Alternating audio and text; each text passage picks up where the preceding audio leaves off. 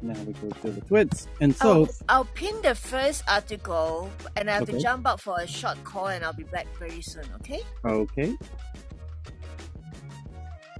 We got that. We got the pin. We pin the tweet profile. There we go. And we're streaming. Okay. Pin to your profile. And there we go. Here we go. And before I forget,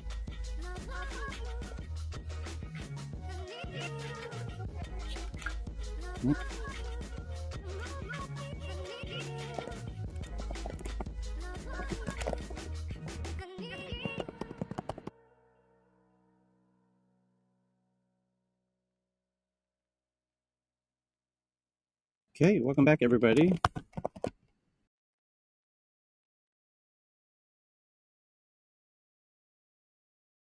Okay. Why is that person sending me that? I don't know. Okay. I'm ready. Is everybody ready? Are you ready? Yeah, airborne. Let's do it. Yes, we are ready. Okay, audio effects. There it is. Here we go. And I guess we'll start with maybe the most important kind of clerical housekeeping news of the moment, which is this might be the last time we do Tech News Around the World in Clubhouse as we start tomorrow in Twitter Spaces. So you will need to follow my Twitter account, which is in my bio, so that you get notified when we do Twitter Spaces. And it's possible that we might go delay 1 hour, not tomorrow, but after, let's try it, this same time zone that we've been doing it for a week or so. And then it might be the case. Here's why. And we could debate this as a group. Because currently it is 7 a.m. Pacific time. And there happens to be a whole lot of important geeks in the U.S. in the West Coast time zone, where it's now 7 a.m. in the morning. And what I would love to do is to be able to invite in my California, tech geek friends who are often in these headlines to join us. And I would think that might be challenging to do at 7 a.m. But Totally agree. If we I'm start on the East Coast, but I would never wake up at 7 a.m. right. For So if we did it at 8 a.m. and the room normally goes for 2 hours, so I could send the invites around 8:30 a.m. and they might join us at 9 a.m. or 9:30 a.m. That could work. So that's why I'm thinking delay it an hour. Let that soak in for a second, and who knows? Who knows how things will go over there at Twitter? We did, for those, we did do a test on Saturday, and I have to say it went really well. I was kind of surprised because we used to do tests over there all the time, and they didn't go well previously. So I had not the highest expectations. However, it went really well.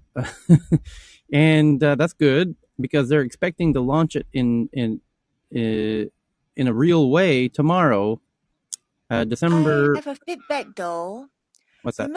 I remember a long time ago when we tried the Twitter space, when we actually share the link, right, there will be an auto loading whereby you will see part of the link, which is what is displayed now on Clubhouse. But the other day when you try to share it, you just show the link without the display, like the landing page.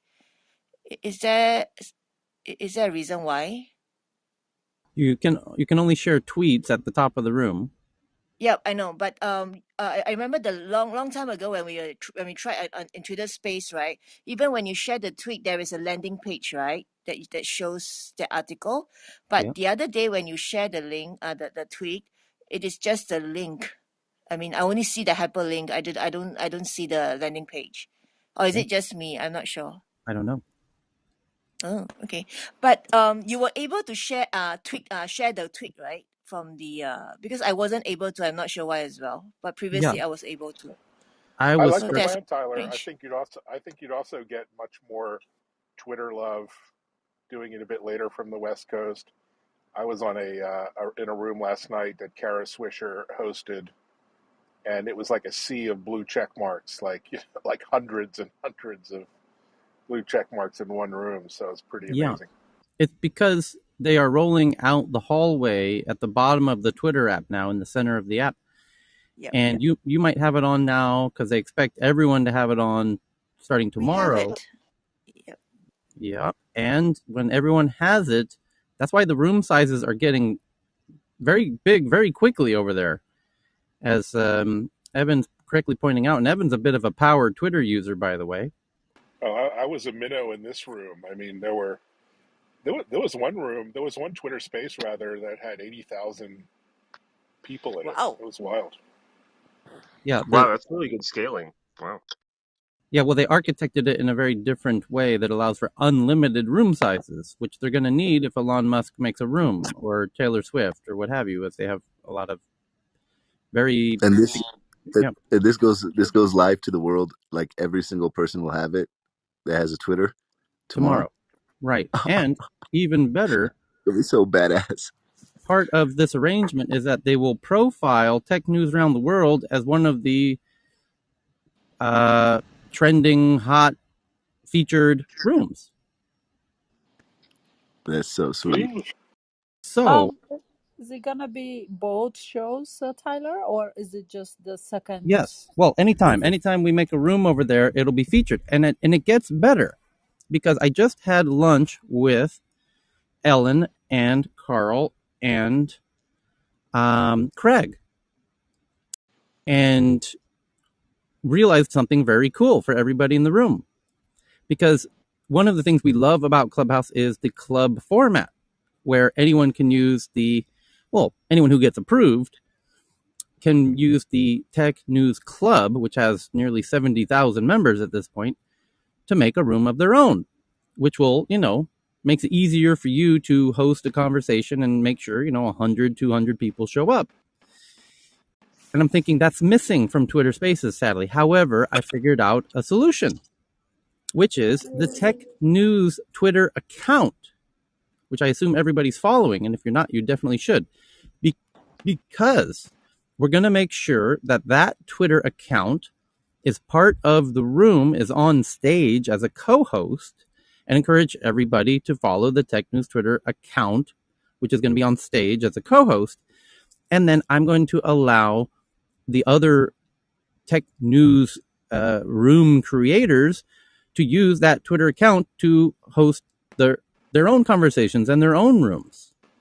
So if they don't have much of a Twitter following, we can still share our common, community of people who follow the Tech News Twitter account, and then they can log into that account and create a room like Heyman does with MedTech or like Dr. Donish and Pre-Rack And I and other. have one tomorrow. I have Yeah, tomorrow the right. Africa Tech Newsroom. Exactly. So that's sort of the fun idea is sharing the We love can through the Tech News Twitter. share. Yeah. Sharing is caring. Yeah. So anyway, Wow, Okay, sounds wonderful. hey Tyler, I got questions. Bro. Okay, 2 million active users on Clubhouse right now, right? Is what I looked up the stats. I mean, Twitter is massive, right? I don't yeah. know how many active. I mean, and they're already tweeting, and then now they're gonna sit there and start talking, right? Yeah. All at once. How No, how no, no, no, no, no. And that's it, the only drawback about this. I love this whole idea because it's going to bring many more listeners to tech news. But I think right at this point, you can only have a maximum of 9 people who are speaking. So the clubbiness of the stage is going to go away, and people are going to have to swap out. Right. So we did that on Saturday. Friend's exactly right. Although I think it's 10 speakers plus two or three It's hosts. 13 Uh, average, Tyler. Yeah. total 13, 13 person, 13 including the total. host and the two co-hosts. Right. but really rapidly they could go in there and be like, all right, let's turn this number up, scale up the servers, and you got what you need to That's like all. go up in size, right? Yeah. I guess I'm just like visualizing what's about to happen. Like it's basically take Clubhouse on the whole. What probably whatever happened on Clubhouse is going to happen on Twitter, but at a large scale, starting tomorrow. So anybody that was in the ride on the Clubhouse over the last year and a half, whatever, You could see that happen probably at scale now in Twitter, right? Yeah. So You may also see new people, but then you may not see the regulars. Like I noticed, I don't know if you noticed Tyler, but then when you did it on Saturday, there were a few people who normally come in. They weren't there. yep. Maybe they don't Well, have Twitter account or anything like that. But but then no, you they didn't. also had We didn't. Well, some new people. Messi, That's I didn't even know about we it. There didn't. was We a didn't very even let little. people know we were doing it. I Yeah, wasn't sure. because So if we know we Just an are they even told me experiment. there, Oh, Yeah. You're experimenting. no, You're Tyler. experimenting. But Cheryl I did something, told me Tyler. I worry too much because I did Uh, mention that. I said that people may not know that to do something, and then Cheryl and him and you guys were telling me I was worrying too much. No, but Bessie if is our well, collective now mother. we know and okay. we will be there, and it No, sounds so Tyler, exciting. It'll I build, it'll actually grow. I actually did something, Tyler. On that day, last minute, I just put a notice on Clubhouse that we are actually in Twitter Space. you So can't that do may that, have some Cheryl, effect too. that. Wait, where? What do you mean you did what now? No, I just say tech news around the world Huh? at TNATW Space. That's all. But Cheryl I did a I didn't know. didn't. I schedule didn't. here. I You didn't know what? mention Twitter. I just say Schedule at here in And the TNATW space. she put up a sign in Paul Davidson's room just to go to a competitor. That's what she did. I Yeah. missed I that, say and tech I news was kind around of the world looking. at TNATW Space. That's all. I have no idea I what was you're looking for the room, that Saturday. I kept on looking and I didn't find right. you guys, and I'm like, I don't know what's happening. Hey, So but you saw the yesterday, calendar, right? no, I messaged Cami Yes. yesterday and asked that where are you guys? What's happening? And she told me that, oh, this is what's happening. That was the first time I found out. All right, Aaron, hold on a second. So, Cheryl, can you please start again so I can understand what you're talking about? No, I 5 minutes before we started the Twitter space, Yes. I put I scheduled an event on Clubhouse. Uh, At 12 a.m. I just say tech. I mean the usual logo, tech news around the world. yeah. Bracket at TNATW space close bracket. That's all. Okay. You have to be. Hold on, Shane. Your mic's open there, buddy. Um. Yeah. There's a Clubhouse has a policy which I absolutely respect, which is you can't promote. You can't try to remove people from Clubhouse. Okay, I didn't mention Twitter. I just say space It sounds like you're playing a weird game. So, intentionally. yeah. Well, no, well that. She basically put up a sign at the Burger King telling everyone to go to McDonald's without going to McDonald's. It said Redirect go to the traffic. golden Hello, Al. go to the Golden It's just Arches. Yeah. just a direction sign. Just a direction sign. But it's normal what we But use if we but it don't only open a lasted room. for Yeah, yeah, five yeah. minutes. Yeah, it's Yeah, but something if in a normal room we don't open, so the host normally will Yeah, put it's not the room yeah, is not schedule open. event to that don't regular do that. audience Don't, know. Cheryl. If I wanted to do that, I would tell you to do that, or I would say do that, or I would do that. I very Yeah. intentionally don't want to do that, and I don't Okay. want to piss off Clubhouse or Paul or anybody. Oh, but I want to tell something. I actually attended the town hall. Like I didn't do that for months, but I attended the town hall. Paul actually mentioned tech news around the world.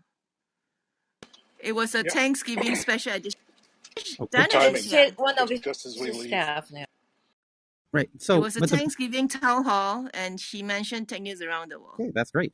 So Mm. the bigger point is, starting tomorrow, we'll do the same time zone for the time being, probably for the first week, and then we might in this time zone where we just started 20 minutes ago for the first week we'll keep the same time, and then we'll probably, we don't know yet, but that's possible, we'll delay an hour with the start time, and then the other time zone, which was, I don't know, 8 or 9 hours ago, um, we'll make a decision about that as well, because that's a European thing, and maybe I invite in my European entrepreneur friends for that one. We'll see.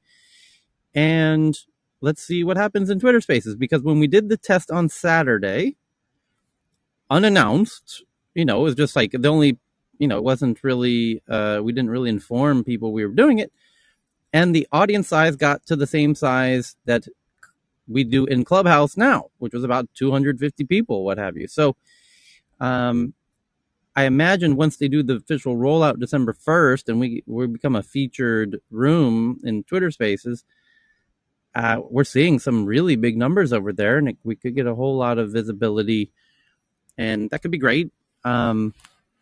I'm noticing that there's not a tremendous amount of fantastic. I don't find myself super impressed with the rooms going on in Twitter Spaces at the moment, but I'm optimistic that'll change. I'm looking at it currently, and because it's 7 a.m., America's sound asleep for the most part. But I want to check it again in an hour, and that's a kind of a good test to do this week. But I'm almost certain that an hour from now, those rooms in Twitter Spaces will be quite Yeah, but large. remember, it's 10 a.m. East Coast time. So for other types of rooms that maybe like more political or other types of rooms in the United States, 10 a.m. is 10 a.m. It's Yeah, not so. yeah, It's 9:20 Central Standard Time, Tyler. yeah. So So Tyler, we'll start from the UK 7 a.m. show tomorrow, right?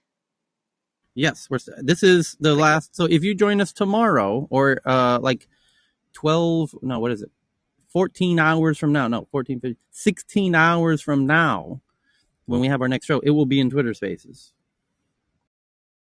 So follow my Twitter account to be sure, or the tech. Time. Would Yeah, you can you tweet it?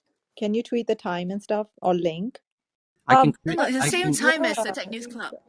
I did actually also Saturday that I did tweet it and retweet it and things like that. Yes. So yeah, but the people who followed me as well followed, Okay. and you can click on the link and easily join. Yes. To keep it simple, just follow at TNATW on Twitter or Yeah, follow but Tyler. You will not miss it. okay. Hey, December 1st, 2021 will be known as Leapfrog Day because that's the day. I mean, Tyler, those of you guys that are in the tech, I'm sure we're going to understand. These guys are about to just go voice, and then they already got the transaction system ready to go right there, and then they got Square. Like, this is about to Hey, be this is a leapfrog moment these hey guys are about to Tyler, pull tomorrow. a suggestion, given your move to Twitter, is to use on all your tweets, all our tweets, a hashtag as well as the handle. So by using hashtag TNATW, you can track threaded conversations and Mm-hmm. impact on impressions and do all kind of analytics, as well as just tagging the handle. So in other words, if I tweet something that has a hashtag TNATW, it would be captured as well as just tagging you. Great idea. Okay, Okay. so do they have like a option just like here where you have these people and you get the notification, you can ring the bell, anything like that on Twitter? So Like yes. schedule room ahead of time? Hang on, Yes. Cheryl. Yes. Yes. Cheryl, I'm trying to answer her. Hold on. So when I just made the room for tomorrow, which you can see from my personal Twitter account. You can register for it right now. Just ring the bell, as you said, on it.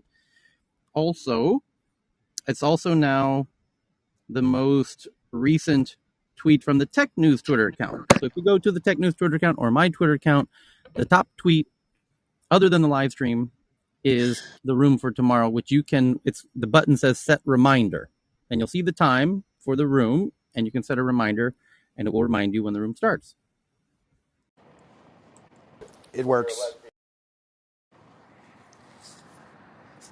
I did There you that go. set reminder. Thank you, Tyler. That was Yes. helpful. And already what's so cool about this is we could, even now, underneath that room, I can reply to that room and invite, as a reply, I can say, hey, our, what's the new Twitter CEO's name?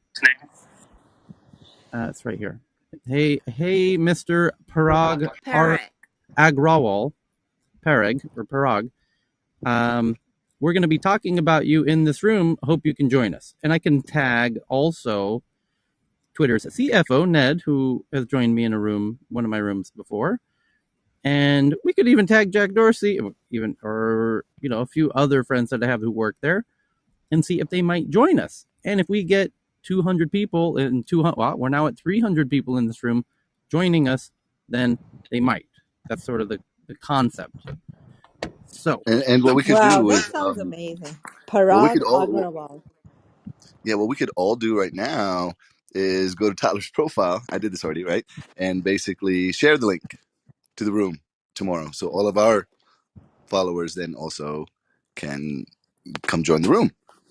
yeah, it's got a little more of the network effects thing. Anyway, so the top story is exactly that Jack Dorsey's resigned, and that the former CTO Parag Agrawal takes over effective immediately. Dorsey to quit the board in sometime next year, 2022, and Brett Taylor, who's very well known in Silicon Valley, um, to become the chairman of Twitter. And there hasn't really been much real discovery. I mean, everyone's writing about that, but they're just writing about it. I mean, everybody's covered this, from BBC and New York Times, Wall Street Journal. I mean, down to your grandma's blog, she's covering it too. So, and everyone's tweeting about it. My God, is everyone tweeting about it? Um, but there's not a whole lot of insight as to why and how and whatever. Ned over at Twitter, who is the CFO at Twitter, says he's excited for Parag and grateful for Jack, and as the chief financial officer, he works very closely with both. He just had a meeting yesterday with Parag, I happen to know, and the first kind of one-on-one meeting with him as the CEO. And so much for us to do, and thrilled Parag will lead us at Twitter. Deep credit. And then what else? There, as I So, mentioned, yeah, go ahead. hey, Tyler. I Hi, just Don. want to first of all thank everybody for all the kind words. Welcome back. Welcome back, Yeah, Don. no, thank you. So, yeah, the one thing about Parag that's really interesting, and it's Parag Agrawal. Thank you. It's like agriculture, but Agrawal. That's what I would think about it. But what's really interesting about him, people may not know this, but his wife is Vinita Agarwal, who is at A16Z, and A16Z is an investor in Clubhouse. So it is fascinating how the Agarwal family will win either way. He is a force to be reckoned with. Think about how quickly they got spaces up, and how quickly they are executing. I think part of this was, if you look at the stock and you look at what's happening, you'll notice that the stock's been going up primarily, I would say. I think it's not been as people thought it would be like crazy bad, but it just means that people trust that now we're going to get back to the tech side of things, less on the distractions that were occurring before the departure. And I think this is probably good for Twitter to kind of refocus on building tech and kind of focusing on that rather than evangelizing. And no offense, every time I use the word Bitcoin or NFTs, everything kind of I get a bunch of hate messages on the back. But I think that Twitter's role is to think through the next steps in social media, not as much in the fintech side. And I think what this likely, in my opinion at least, from what I read, signals is that there's going to be a divergence back towards focusing on the problems for Twitter, which is how do we become omni-channel social media rather than a fintech platform. So I think this is exciting, likely, and I think they're going to double down on Twitter Spaces because Parag actually led the team, as everybody knows probably, on the development of that in what would be considered record time. Mm-hmm. And sorry for your loss, Dr. Danish. Yeah, Donish, where Uh, uh, I would add as well, it's interesting to see another great, sort of South Asian American CEO. It's like there's a definite trend happening here, right, after Microsoft and so many others. So And fascinating to Google, watch. yeah, yeah. Google, et cetera, et cetera. and the real bigger, it's interesting to us. I mean, maybe we're just uniquely inquisitive folks who want to know why. And there's not a lot of people asking why, but there's certainly a why. There's certainly something going on. Um, and one of the clues, I think, is to look at Jack's Twitter account where 24 hours ago he said, "I love Twitter," which was probably, as he was realizing, that he's stepping down from something, that he loves very much. And if you believe that that's a hint, which I think that's a safe assumption, then it might be worth looking at what he said 48 hours ago as another possible hint, which is a tweet that I'm retweeting right now as we do to the Tech News Twitter account, which says it's just a link to an article at Bitcoin Magazine. The title of the article is "The End of Super Imperialism: How the US Succeeded in Turning the Dream of Monetary Imperialism into Our Current Inequitable Reality, and How Bitcoin Offers a New Solution." Which, wow, that dovetails perfectly with everything he's kind of been implying and hinting ever since the Bitcoin conference, that he fundamentally believes in the power of DeFi, particularly Bitcoin, in a decentralized way to empower people economically, um, who have been sort of victimized by the dollar hegemony and the current monetary system, or monetary imperialism, as this article he just tweeted says. So I have to assume that if he tweeted that 48 hours ago, that is probably related to his resigning 24 hours ago, and in some thematically, philosophically, as a sort of prelude as to what's going on, because he has even said, as somebody said when we met in our last meeting about 6-7 hours ago, that he did. Somebody, I was Craig actually, who recalled a rather, interesting uh, prediction of sorts, where Jack said, if I wasn't working on Twitter, I would commit myself to the vision and the cause of decentralized Bitcoin, and he's definitely cooked up something. He's got something cooking up, and he's willing to sacrifice, make a major sacrifice to see this vision through, and it's quite impressive to watch.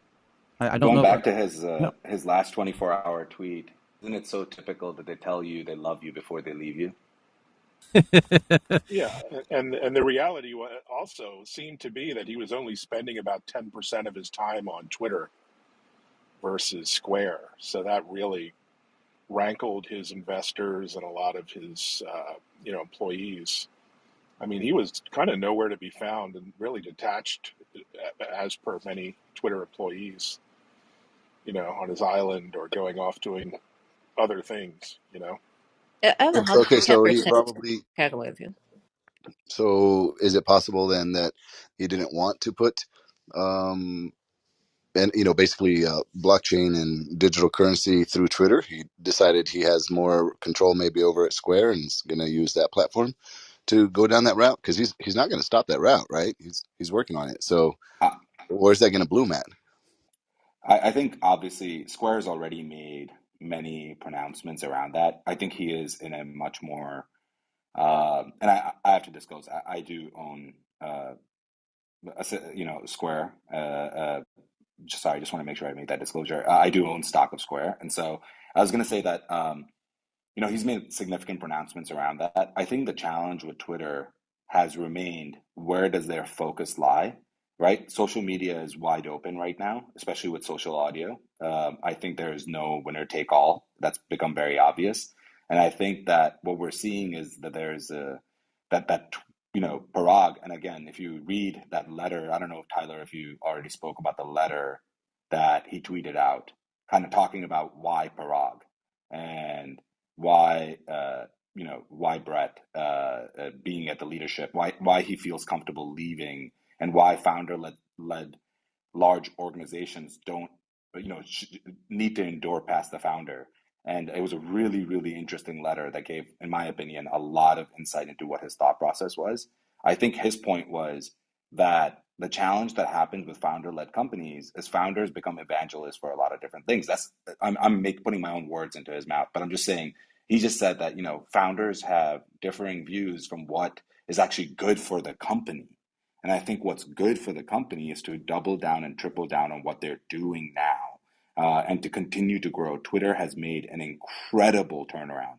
And he mentioned in the letter that Parag was actually critical to that success. And I think what he wants to do is continue to grow beyond that because founders want to build new things. And he is a founder. And I think that that's what he's worried about, is that his incessant need to build something new, to expand beyond the current goals, is it could be distracting for the company. And I think he kind of alluded to that. I don't want to claim that he said that, but Tyler, I don't know if you already read the letter, but it was so insightful that he tweeted out.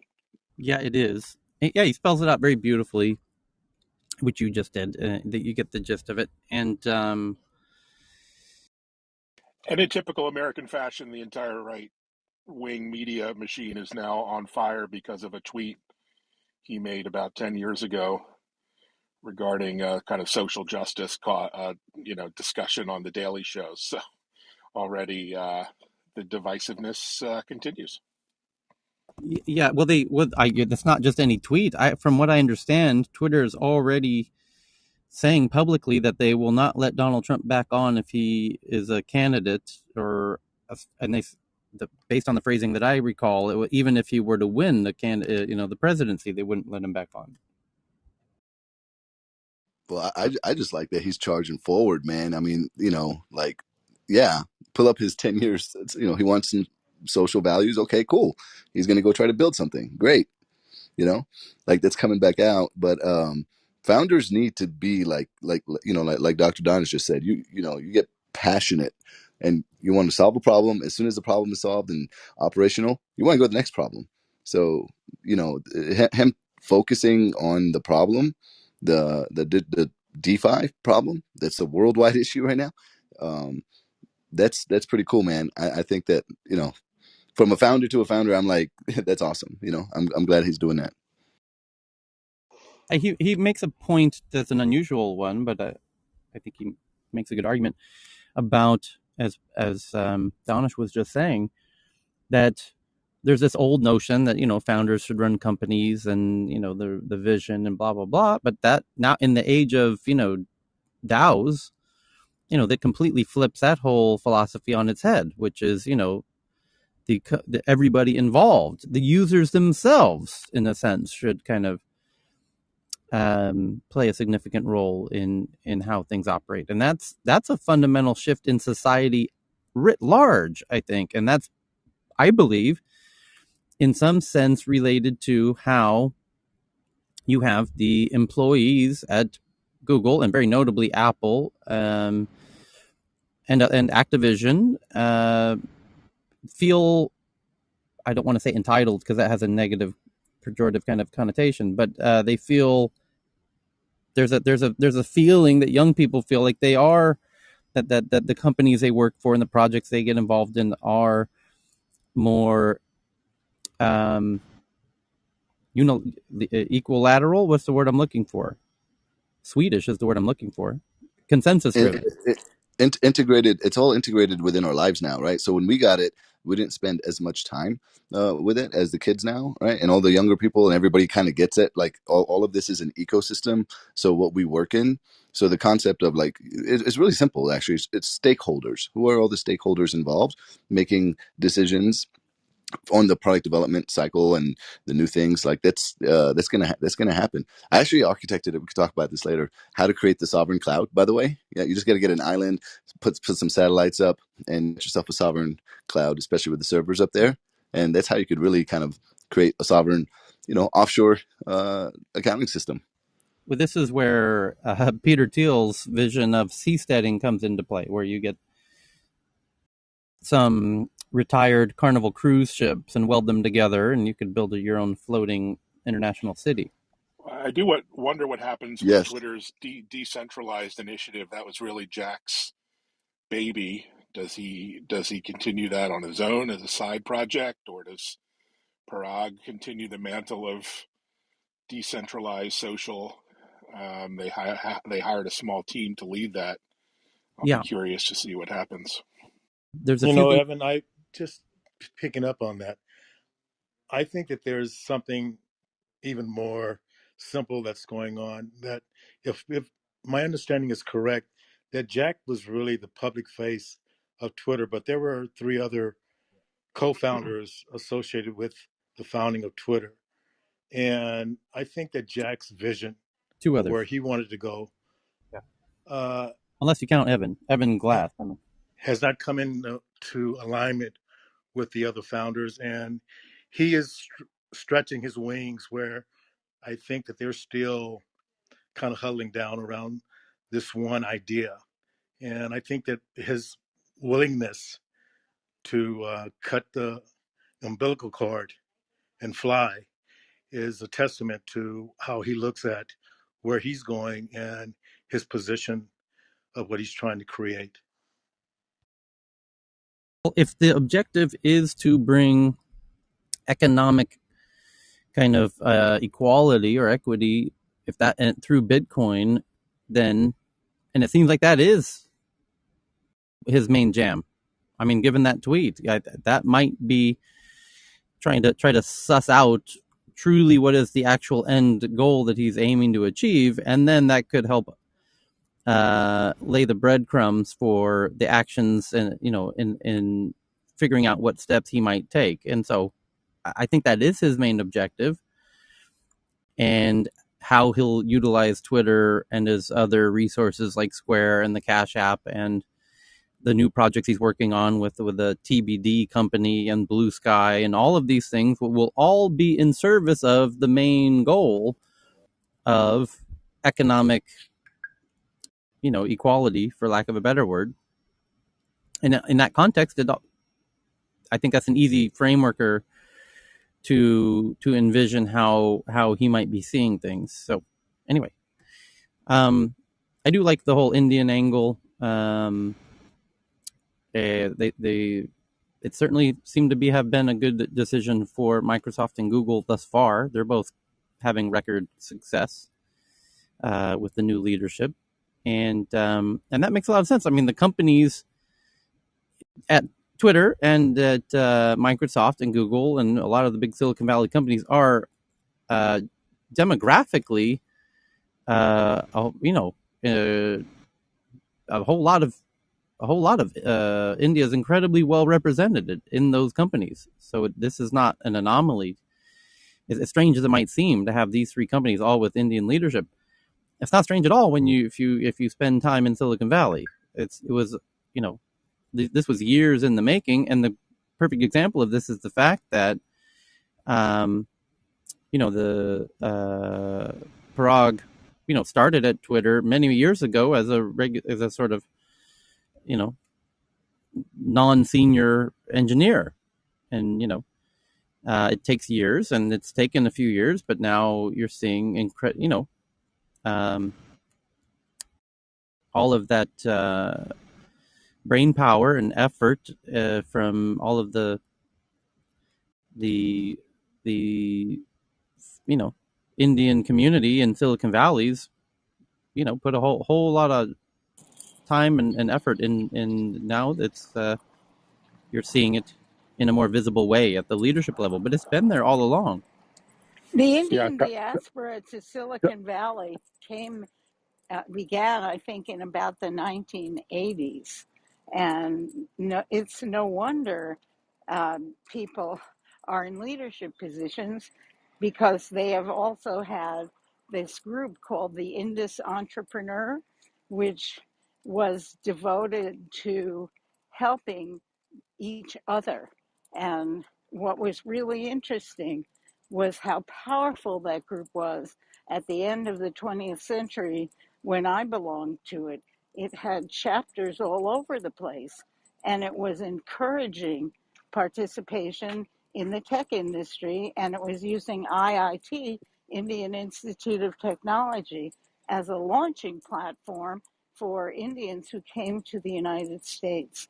So yeah, Tyler, it's not unusual at all. It's Right. time. Mm-hmm. Yeah, And and Tyler, the mm, CFO of Square is of Indian origin as well. yeah, again, not a surprise. I mean, when you look under the covers of these companies, I mean, it's just chock full of Indians. So it's Aaron Levy, who's the founder CEO over at Box.com. um, did, as usual, does a good tweet. He says, "Amazing trend, and yet our archaic immigration system built for tech economy 20 years ago is actively keeping out a ton more talent." And yeah, he's speaking to how in recent years it's become harder to, there was a time where it was easier for folks from India to participate in Silicon Valley, and legally lately there's a additional friction which we might want to reconsider. Yeah, but there Um, was an article, but Tyler, there yep, was an article recently that the slowdown of many Indians going to the US is good for India because we now have 41 unicorns, yeah, right? yeah, So, yep, Yeah, in my okay, opinion, if you graduate from an IIT in India, you should get a visa with it automatically. That would be my policy. yeah, right. If you were president, yeah, I would do the same myself. What I want to ask you, Vinay, as a Indian geek in the Bangalore area, what do you imagine this change will have, if any, with regard to how Twitter's perceived in India by the current, government? yeah, I think, it predates Parag because Twitter's already dotted all the I's and crossed the T's to make the Indian government happy and comply with everything.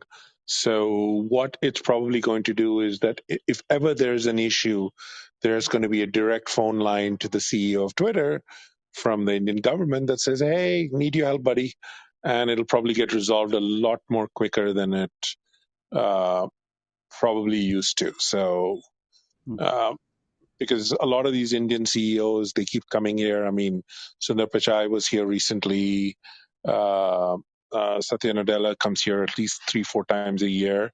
One other interesting thing is Twitter's probably going to increase its footprint in India in terms of tech centers, more development offices. They already have one, but they'll probably put more money behind that as well because they'll get more benefits from the government even to do Hmm. that. Hmm. Okay. Um, okay. So the next big article is, Casey Newton at The Verge has an article saying possible reasons that Jack Dorsey stepped down include activist investors and disinterest in the role, and what to expect from Parag, who has focused on crypto. And okay, well, the next big article is a follow up on the UK, the CMA, the Market Authority, which is like the FTC in the UK, saying that Facebook, or now known as Meta, must sell Giphy, the GIF engine that's inside of your keyboard, essentially, after finding the deal could harm social media users, rival platforms, by denying access to GIFs and UK advertisers.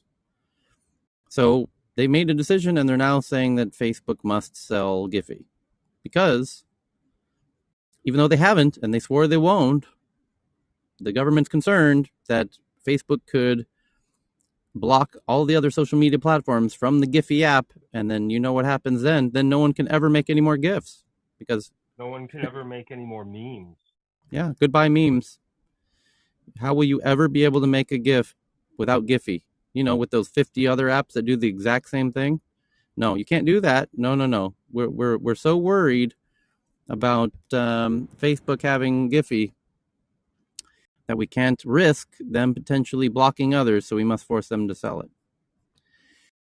So, the next one is researchers find Google Play apps with more than 300,000 downloads that stole bank credentials posing as QR scanners and PDF scanners, exercise apps, and cryptocurrency wallets. Crooks find new ways to prevent Google from detecting malicious apps. And the next one, citing alleged serious breaches of data protection laws, the UK's ICO notifies Clearview AI of its provisional intention to fine the company about $25 million. Controversial facial recognition company Clearview AI is facing a potential fine in the UK of around $25 million for alleged serious breaches of data protection laws. Well, I think they're going to have some evidence if they're going to want to find them. And how are you going to know? It says controversial facial recognition company Clearview AI is facing potential fines in the UK. It has been handed a provisional notice to stop further processing of UK citizens' data and to delete any data it already holds as a result of what the ICO, the Information Commissioner's Office, describes as alleged serious breaches of national data protection law. And so what they're explaining is you have a bunch of our citizens' data, meaning their face, on your service. And that's our citizens' data. Well, they didn't steal it from your citizen, they stole it from Facebook, which is in America. And those citizens willingly, publicly published that material on Facebook in America, where Clearview got it. So, by the way, those photos no longer belong to your citizens once they're posted on Facebook. They belong to Facebook, which is an American company. Hey Tyler, Yes. it doesn't matter if they're an American company. That it's accessed if you can view it from the EU. That puts it's in the EU. So when they're Yeah, it's a accessing different. Facebook in the EU, right? And second off, I don't think that you give ownership to Facebook. I think you give them a license. Hmm. So, so they actually. Yeah, our data protection is quite more rigorous than what is in America. So whenever you go to Instagram and Facebook, it's different in regards to how you're allowed to save pictures, right? So you can save your own pictures and take back your own pictures and delete them on Facebook. But let's say it's somebody else's profile, you can't take their pictures, right? But if you're tagged in the pictures, there is an ability to say, okay, can I have this picture to the person that owns it and then download it? Like it's like that, but at the same time, that's just what is kind of written. But in reality, nobody owns anything because yeah, it's on the internet technically, but um, it's still a bit messy. But with regards to this article and the previous article, the UK I'm seeing right now are trying to just catch a couple W's because America's catching W's basically, and the journalists and the just the state in and around itself, the government actually want to make them seem like they're more of a power structure, if you understand what I mean, because they haven't really been doing anything about all of these things. And ever since Cambridge Analytica, that's like a bingo word, but ever since then, they've been trying to get to grips around it. And yeah, these things are happening now in lieu of all of that stuff.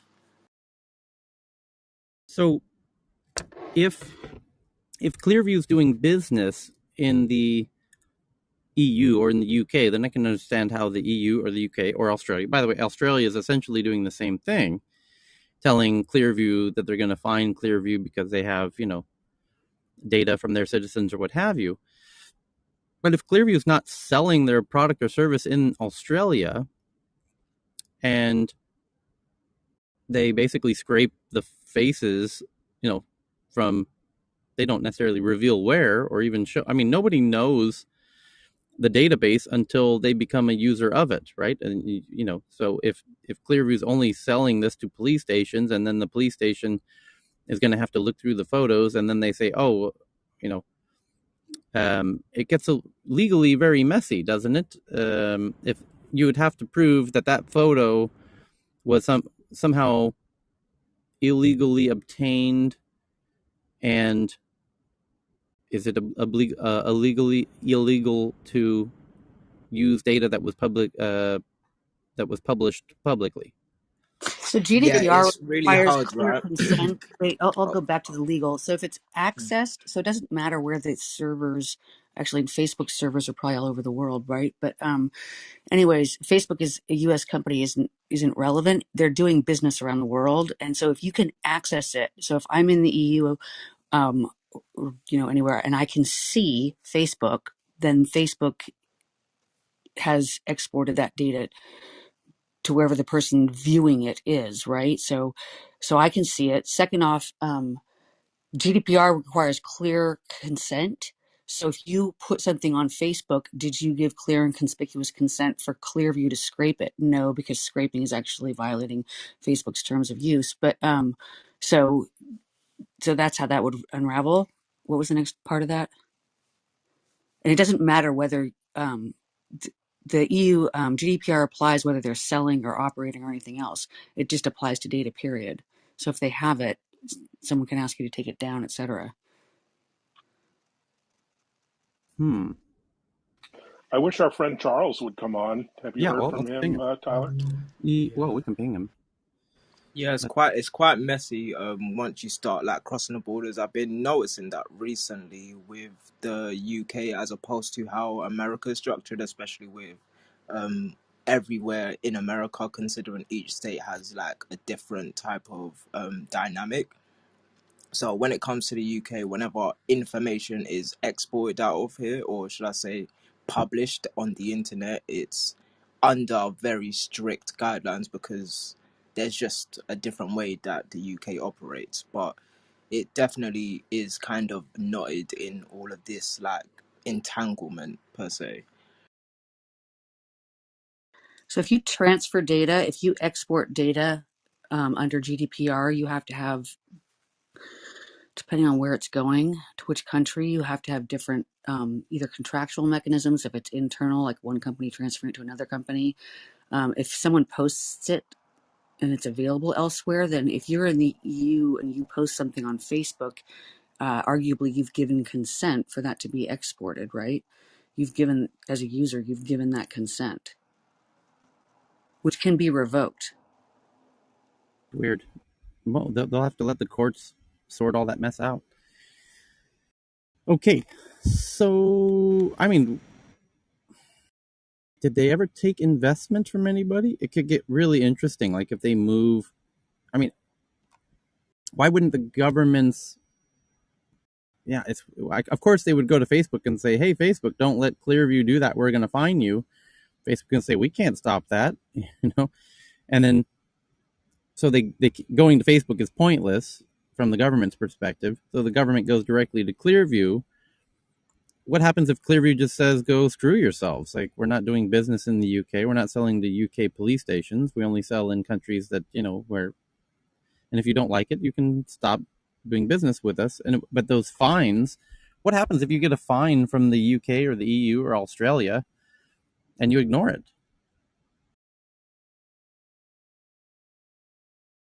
So yeah, I don't know. Who knows? Is it similar to a parking ticket in a country you never plan to go back to? So the next headline, shall we, Cheryl, is from Adobe Online. U.S. consumers spent more than $7 billion on Cyber Monday, below expectations and down from 10.8 billion in 2020, as many shoppers return to physical stores. Wow, that's interesting. That's a first in many, many years. A decline in online sales from 1 year ago. Online retailers offered fewer discounts because of limited inventory. I was thinking about this like just on Saturday as well because maybe it's because of all of the shipping stuff that happens. So you're not gonna be able to get your package until 4 or 5 days later.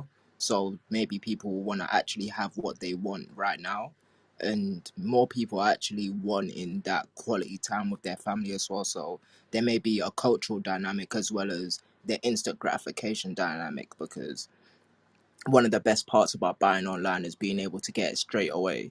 But because Cyber Monday is such a like, period of time, and with all of this, Extinction Rebellion and everybody that's protesting against, Amazon and all of these other companies, you're not going to be able to get your package for at least 5 days. And nobody really wants that because they're trying to All spend right. time inside or something like that.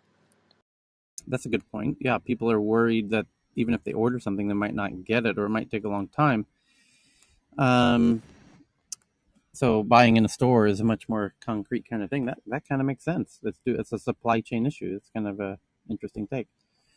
So next one is that Finland is working to stop millions of text messages spreading the FluBot malware via links, which started late last week, declaring a severe alert. Has anyone heard of your phone's getting the flu now? A new virus for your phone. It says Finland's working to stop a flood of messages of an unknown origin that are spreading malware. The messages with malicious links to malware called FluBot number in the millions, according to some Finnish person, information security specialist at the National Cybersecurity Center. Telia, which is the big telecom company in the region, the country's second biggest telecommunications operator, has intercepted some hundreds of thousands of messages. Quote, the malware attack is extremely exceptional and very worrying, says the chief information security officer at the largest telecom operator, Elisa, in Finland. Quote, considerable numbers of text messages are flying around. The messages started beeping of Finns Mobile's late last week, prompting the National Cybersecurity Center to issue a severe alert. This article almost reads like Omicron spreading in South Africa. The campaign is worse than a previous bout of activity in the summer, says a fraud manager at Telia. Many of the messages claim that the recipient has received a voicemail asking them to open the link on Android devices. That brings up a prompt that requests users to allow installation of an application that contains the malware. And on iPhones, users are taken to other fraudulent material on the website. Okay. So the next one is from Bloomberg. It says VIA, which offers cities software and operations services to manage their transit systems, raises $130 million at a $3.3 billion valuation. And Mainframe Industries, which develops cloud-native MMOs, raises $23 million from Andreessen Horowitz. And the New Yorker is doing a profile on the Federal Trade Commission FTC Chair Lena Khan, as some longtime staffers worry that she is undermining the risks of pursuing aggressive antitrust cases that are likely to fail. As monopolies and other large companies gain increasing control of our daily lives, Khan is Joe Biden's pick to do something about it, but some people that work with her are having doubts. As monopolies and other large companies gain increasing control of our daily lives, in the spring of 2011, a recent college graduate named Lena Khan interviewed for a job at the Open Markets program in Washington, D.C. Open Markets, which is part of the New America think tank, was dedicated to the study of monopolies and the ways in which concentration in the American economy was suppressing innovation, depressing wages, and fueling inequality. The program has been founded in the previous year by Barry Lynn, who believed that monopolies posed a threat to democracy and that policymakers and much of the public were blind to this threat. Unlike the practice at other think tanks, which published research reports and white papers, Lynn, a former reporter and editor, disseminated the program's findings directly to the public through newspapers and magazine articles. The study of antitrust law was far from fashionable since the 1980s. The field has been dominated by a worldview that favored corporate conglomeration, which was acceptable, mainstream experts believed, as long as consumer prices didn't rise. Lynn was seeking a researcher without a formal economics training and would come to the subject with fresh eyes. Khan had studied the 2008 financial crisis and was interested in the effects of power disparities in the economy. She checked out Lynn's book and from the library and skimmed it the night before her interview. When she walked in the door, she had no idea what this entailed or what she would become. She was just a fantastically smart person who was very curious. So anyway, it's a very long story profile about Lena Khan. So the next But one is, yep. Tyler, was the main point that you started off with that some people are suggesting she's not going to go tough enough on big tech? It says longtime staffers worry she's underestimating the risks of pursuing aggressive antitrust cases that are likely to fail. Oh, yeah, that okay, but she definitely wants to go after them. I'm just wanted to be clear about that. In fact, Amazon's asking that she recuse herself because they think that she's got predetermined bias against them. So that hasn't happened yet. But Amazon's actually asked her to recuse herself from particularly the Amazon acquisition of MGM that they're uh, Mm-hmm. reviewing. Mm-hmm. Okay. So the next one is from the BBC, that the big soccer conglomerate, I don't know what the right word is, FIFA, will use 10 to 20 to 12 cameras collecting up to 29 data points per player 50 times per second. Wow. To make semi-autonomous offside decisions at the Arab Cup. Wow. Wow. So we can now list soccer referees to the ever-growing list of people being replaced by technology. The use of tech to... Honestly, this has been such an argued topic within Europe, like just with all the referees and VAR, which is what we use now, which is like and it was such a weird thing during the World Cup as well, like because games would stop and wait for 5 minutes so that the referees could check VAR, and even in the Premier League now it's happening. So the Arab Cup seems like the best place to try and display a better, more quicker version of that. So because VAR is just, it stops gameplay, it makes the game slower, it just does all of these things, and people don't want the refs to be wrong, right? So it alleviates refs of liability, and the sideline refs of liability, and it quickens up the game and allows the players to actually play right. So yeah, and VAR is super accurate, but it's a bit too accurate because you can be half an inch in front of somebody and you'd still get offside. So it gets crazy like that sometimes. Another side of the question is that who will accept only 50 FPS in any online game today? All the modern games go 160, 200 FPS. So yeah, they better speed that up. So I else didn't you. think about that. Exactly. But secondly, though, Damilare, as a Chelsea fan, I'm sorry. If it has to take 5 minutes, I'll let it take Yeah. 5 minutes. Okay. So the next one is from Forbes. It says Lesson, which offers a marketplace for property services, raises 170 million at a 1 billion valuation. Cloud Trucks, which helps trucks operators manage cash flows, insurance, and more, raises 115 million, led by Tiger Global. Israeli DevOps security startup called Cycode, which helps protect source code, raises 56 million. Former Citibank executive announces HiveMind Capital Partners, a $1.5 billion VC fund to invest in blockchain startups. Chicago-based 3Flow, which offers tools to insurance brokers selling employee benefits, raises 45 million. Bacum, which offers financial planning and analysis tools for medium-sized companies, raises 25 million from Atomico. South Korea company Naver, which is the big search engine in South Korea, the biggest tech company in South Korea, which runs the popular Zepeto metaverse platform for 3D avatars, raises 150 million at 1 billion valuation. Developer productivity service Raycast raises 15 million. London-based Plum raises 24 million. It's a money management app. Chinese agencies release rules aimed at regulating the ride-hailing industry to protect drivers and riders, including setting up local supervisory offices. That's an interesting idea. Government offices locally to deal with ride sharing and ride hailing industry. Why? Tyler, you know that in Sweden, Skatteverket, Försäkringskassan, and a couple of the other organizations actually have had office sharing for quite, I would say, 10, 15 years. They have been possible for them to go to another Skatteverket, the IRS, or the other, to have an officer closer to home. So, sorry, Johan.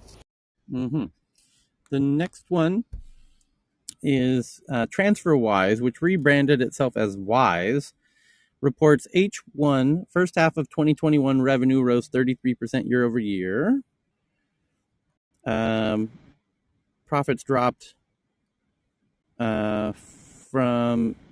profits dropped to 18.8 million from 20 million. Headcount grew 32% to now 2,883 people over there at TransferWise, which I have to say is a fantastic service. The next one is Singapore-based Utrip, which helps make multi-currency transactions more efficient, raises 30 million. Melbourne-based Mr. Yum, which lets diners order food and drink using QR codes, raises 65 million. Stockholm-based Quinny X, which helps companies schedule gig work, raises 50 million. And everybody and their brother raised 20 million and 50 million and 100 million. It's raining money in startup land as usual. So those are the big boring headlines today. And now we get into the tweets. But speaking of Vinay sent in one. Oh, there's a new headline that just came in. Cheryl is like, Yep, there's a new one from Twitter. yeah, Twitter bans sharing private images and videos without consent, with exceptions for newsworthiness and public figures, and will remove reported offending media. That's interesting. The So any policy, private mess, I've always thought about that. Like you're speaking in a group chat to people you've probably never met, like especially as a younger person, right? And they can do whatever they want with their messages, and yeah, it just transforms into this whirlpool of this person did this or this you culture, if you know about that. But yeah, it's good to see that. For me personally, like you want private messages to stay private.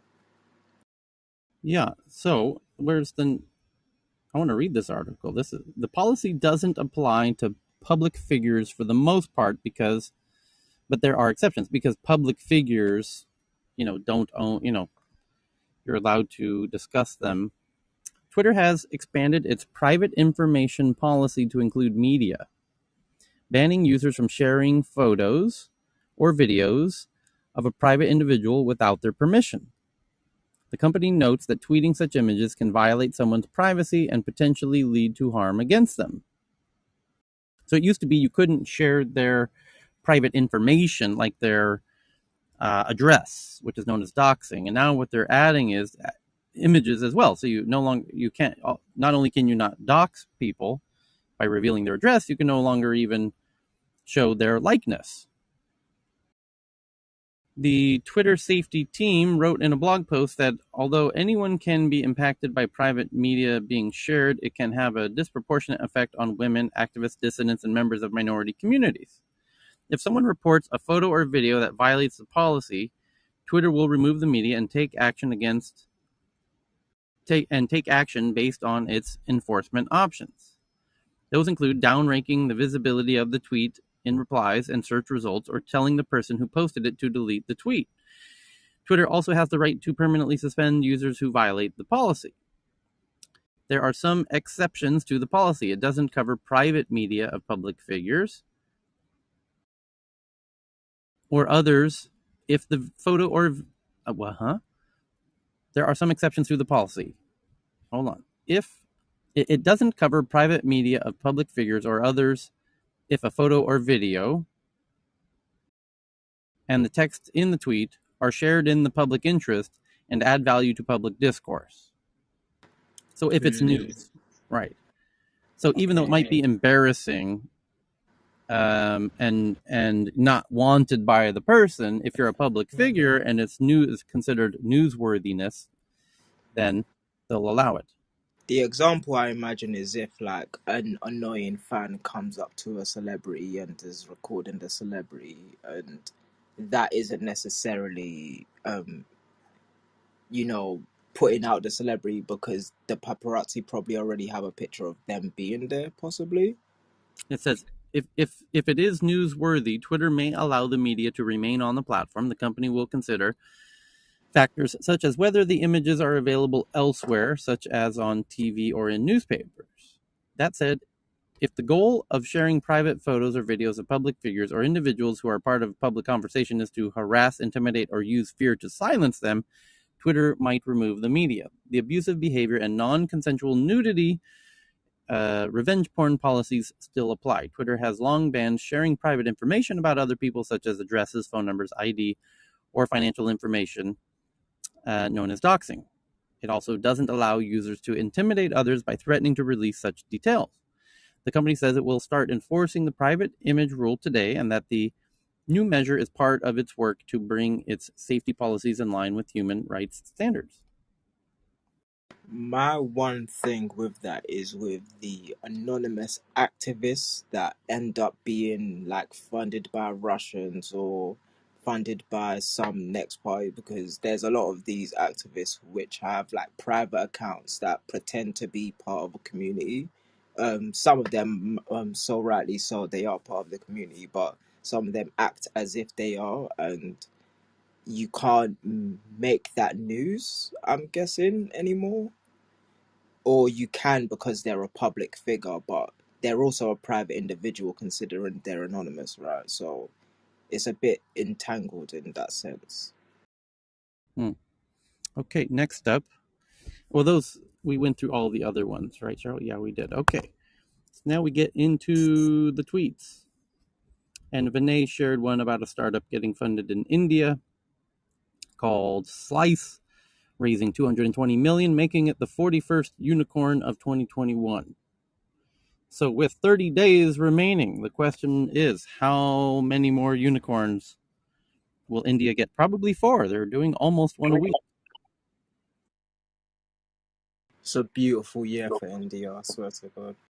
Yes, sir. Imagine that, 45 unicorns in a single year. It's incredible. So Evan shares one from Turkey. It says, the headline reads, "Our money has no value." I'm tweeting this out now to the Tech News Twitter account, which you should follow, for more reasons than usual, because this is perhaps the last time we meet in Clubhouse. Henceforward, we will be meeting in Twitter Spaces, so you will need to follow the Twitter account of myself and the Tech News Twitter account to know when we're doing the room in Twitter, because these conversations, these headlines, and everything that we do here will be starting tomorrow, happening in Twitter Spaces with their tacit approval and even support. And uh, we're naturally kind of curious to see how that works out. As they say, we'll be getting some direct support from Twitter and enhanced visibility as they roll out Twitter Spaces officially tomorrow. And fingers crossed at how all works out. But worst case, we will jump right back here to Clubhouse. So, Will you So simulcast to Twitter has both? Will you bought you. simulcast to both of the platforms at the same time, or will this go silent? we're not sure. We're going to try that tomorrow. Okay, I thought we already had tried that numerous times. Sorry, sir. Dr. Francine, you want to say something? Yeah, we simulcast the Karma Club to both Yeah, Twitter Spaces and Clubhouse, and it's fine. yeah, Heyman's It, really good with that. I yeah, think when we did it, I think when Twitter was down, I mean Clubhouse was down a while back. The only problem is you could listen, like if it was done from Twitter Spaces and then being also I don't know forecast or run also audio run also in Clubhouse, you could listen to it, but you cannot No, participate in. Messi, actually you can, but you need some you tricks, can. and yeah, you You Okay. can. can. Okay. You just need someone at each on each side, Yeah, managing it. It's You need really moderators here. easy. It's okay. Tyler will decide what to do. Well, I'll let me try and connect with Heyman before Yep, we meet again next time and see what he recommends. Yeah, yep. do connect with Heyman It's because possible. he's got this stuff down. He does it for me every Yes. week, and he Y- also does it on call in, and Uh I huh. get Yes. different. The Twitter audience is a different audience. Yeah. So And Francine, where are you at, or where is the conversation originating from, and where is it being broadcasted to? Um, Heyman originates on Twitter, and I originate on Clubhouse. I see. Okay. So it's really, you know, A qu- and you could do that. You could be on one platform, and Cheryl could be on the other, Right. and then you both are acting as moderators, saying that who can speak next. And I think it works really well. And what it does is prevent um, some of the one mic Yeah. types of situations where you lose the room because half the room's on the other side of the fence. I don't know. I mean, I don't like Twitter Spaces, so I don't like the audio. I don't like the speaking privileges. I don't. It doesn't hold my attention. Maybe it's just because I'm used to Clubhouse, but having tried them both. Um, I find that Clubhouse is a place for a deeper discussion, and Twitter is a place for a presentation. Like Kara Swisher and Casey Newton do really well on Twitter Spaces because nobody else expects to speak. The two of them speak, and maybe one or two other people. But that isn't what this program is. So, you don't want to lose the sense of community here. There is no sense of community on Twitter Spaces. That's a valid point. I think originally Twitter was criticized as being a place for linking, not thinking. But I think this move might change that. That might be a good move. And just a note on All the Kara, best, Tyler. she I was on Question her for Francine. space. Real fast. Francine, are you planning to do that? That's with Karma Club. You do that, right? With Heyman. Are you doing that? Yes. Are you doing that in the next 10 hours? No, no, Thursday. Okay. You'll have to find Heyman, honey. Okay. Yeah, I will pin him in. Yeah, he's usually here. Oh, he's studying for the med boards. Yeah, I he's think he busy. has a medical webinar going on.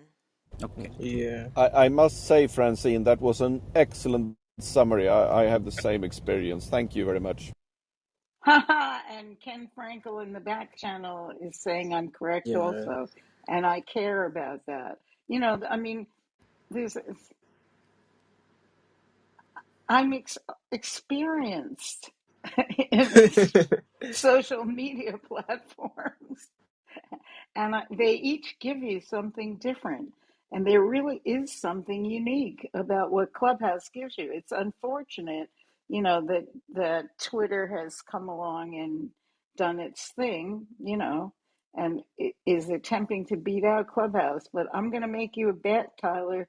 And I don't know what I can bet you, but I'm going to bet you that everyone ends up coming back to Clubhouse for these kinds of community-wide um, discussions with major inputs. Yeah. Tyler, I get your point. A question is, I was going to ask you, Dr. Francine, is that if a person asks on being on Clubhouse to a person who is on Twitter Space, how do you do that? You just answer it. I mean, Messi, I think you attend one of Heyman's room, you'll see how it works. It's yeah, very, it's Heyman, not so So because complicated. Yeah. Heyman does it all the time, and Yeah. what he Yeah, the says one. is he'll say to me, "Well, Messi oh, here's Heyman, yay, that's okay." dope. Yay.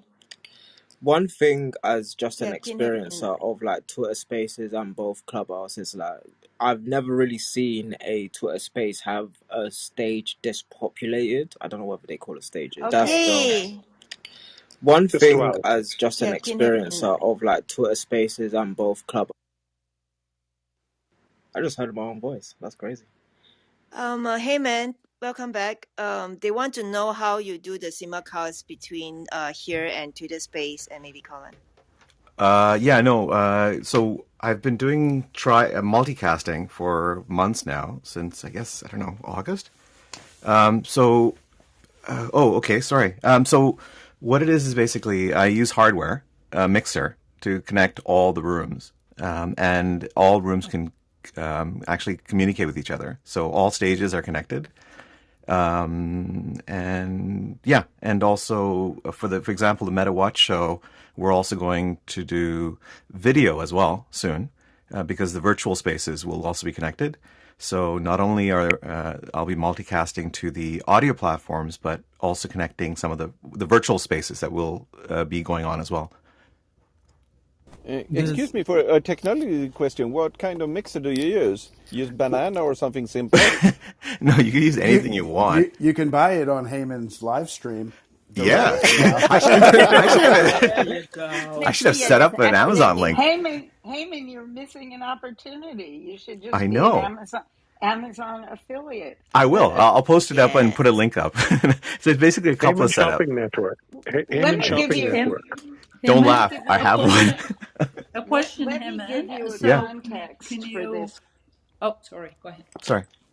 The context for this is Tyler just announced that this particular room was moving to Twitter, and I have suggested to him that that's a bad move because the audio on here is much better. The audiences here are much different. The discussions here are much more community based, and you don't lose the attempt to attract Twitter audiences simply by, you can just make a Twitter space. Yeah. I don't know. Like yeah, I agree. I mean, I think I've always been sort of platform agnostic, unless the platform, is willing to pay for the exclusivity, right? Because that means that the people who are creators in the group get a benefit from their efforts, right? But the reason I did multicast is because as you know, some of the apps are not available in certain regions. So, for instance, Clubhouse is not available in the Middle East, I think, and also China, definitely not. Twitter is not available in certain regions.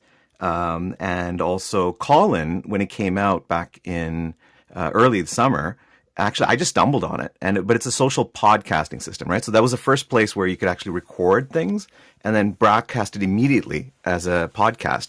And that was great. So that was the reason I joined up with them. By the way, I'm not getting paid for anything. I'm just doing this out of creative interest. Payment is great, but no, I'm just doing it out of interest. And also because I like listening to people, right? I think Wait, I pay in karma oh yes, coins. sorry. There's one disclosure. Yeah, Dr. Francine, for helping Dr. Francine set up her, her formal podcast. Yes, I do get paid through Karma Coins. Thank you, Yeah, Fran. if you come to Tokyo, you get sushi lunch. Oh, okay. Thank you. So the Okay, key so thing, Heyman does a great job with this, and really, with ease and relaxation. The only drawback to this system is that, when we do the Meta What show, for example, if I'm in Clubhouse and someone starts talking in call in or Twitter Spaces, I don't know where it's just a right, disembodied voice. right. So people have to get into the habit of saying, "This is Who? Dr. Fran in Clubhouse." Yeah. Yeah, that's exactly it. I mean, that's why I sometimes announce it. It's like so and so from Twitter Spaces, or so and so from Callin, or so and so from Clubhouse. And I think also that makes sense for a social audio platform for accessibility purposes as well. Hmm. When I are think it you? makes sense. Do Sorry. you have a date set Tyler, for the next event, Heyman? The next one would be MedTech show. That'll be last night was Canadian Tech, that was broadcasted, and then I think tomorrow. Tyler can There's an just listen to the Well, if you replay want, you of could do it right now. MetaWatch. Yeah. Can I do it right now? Haven has Yeah, the replay, so you can understand how it works. yeah. It's pretty straightforward, but it does take for me. It does for me. I've got 6 screens honestly here in front of me. It but includes small there is and an big old screen. fashioned Hold on. I Sorry, think Monica's Monica been has trying a to jump in. question. Sorry, Yeah, Monica. Monica. yeah.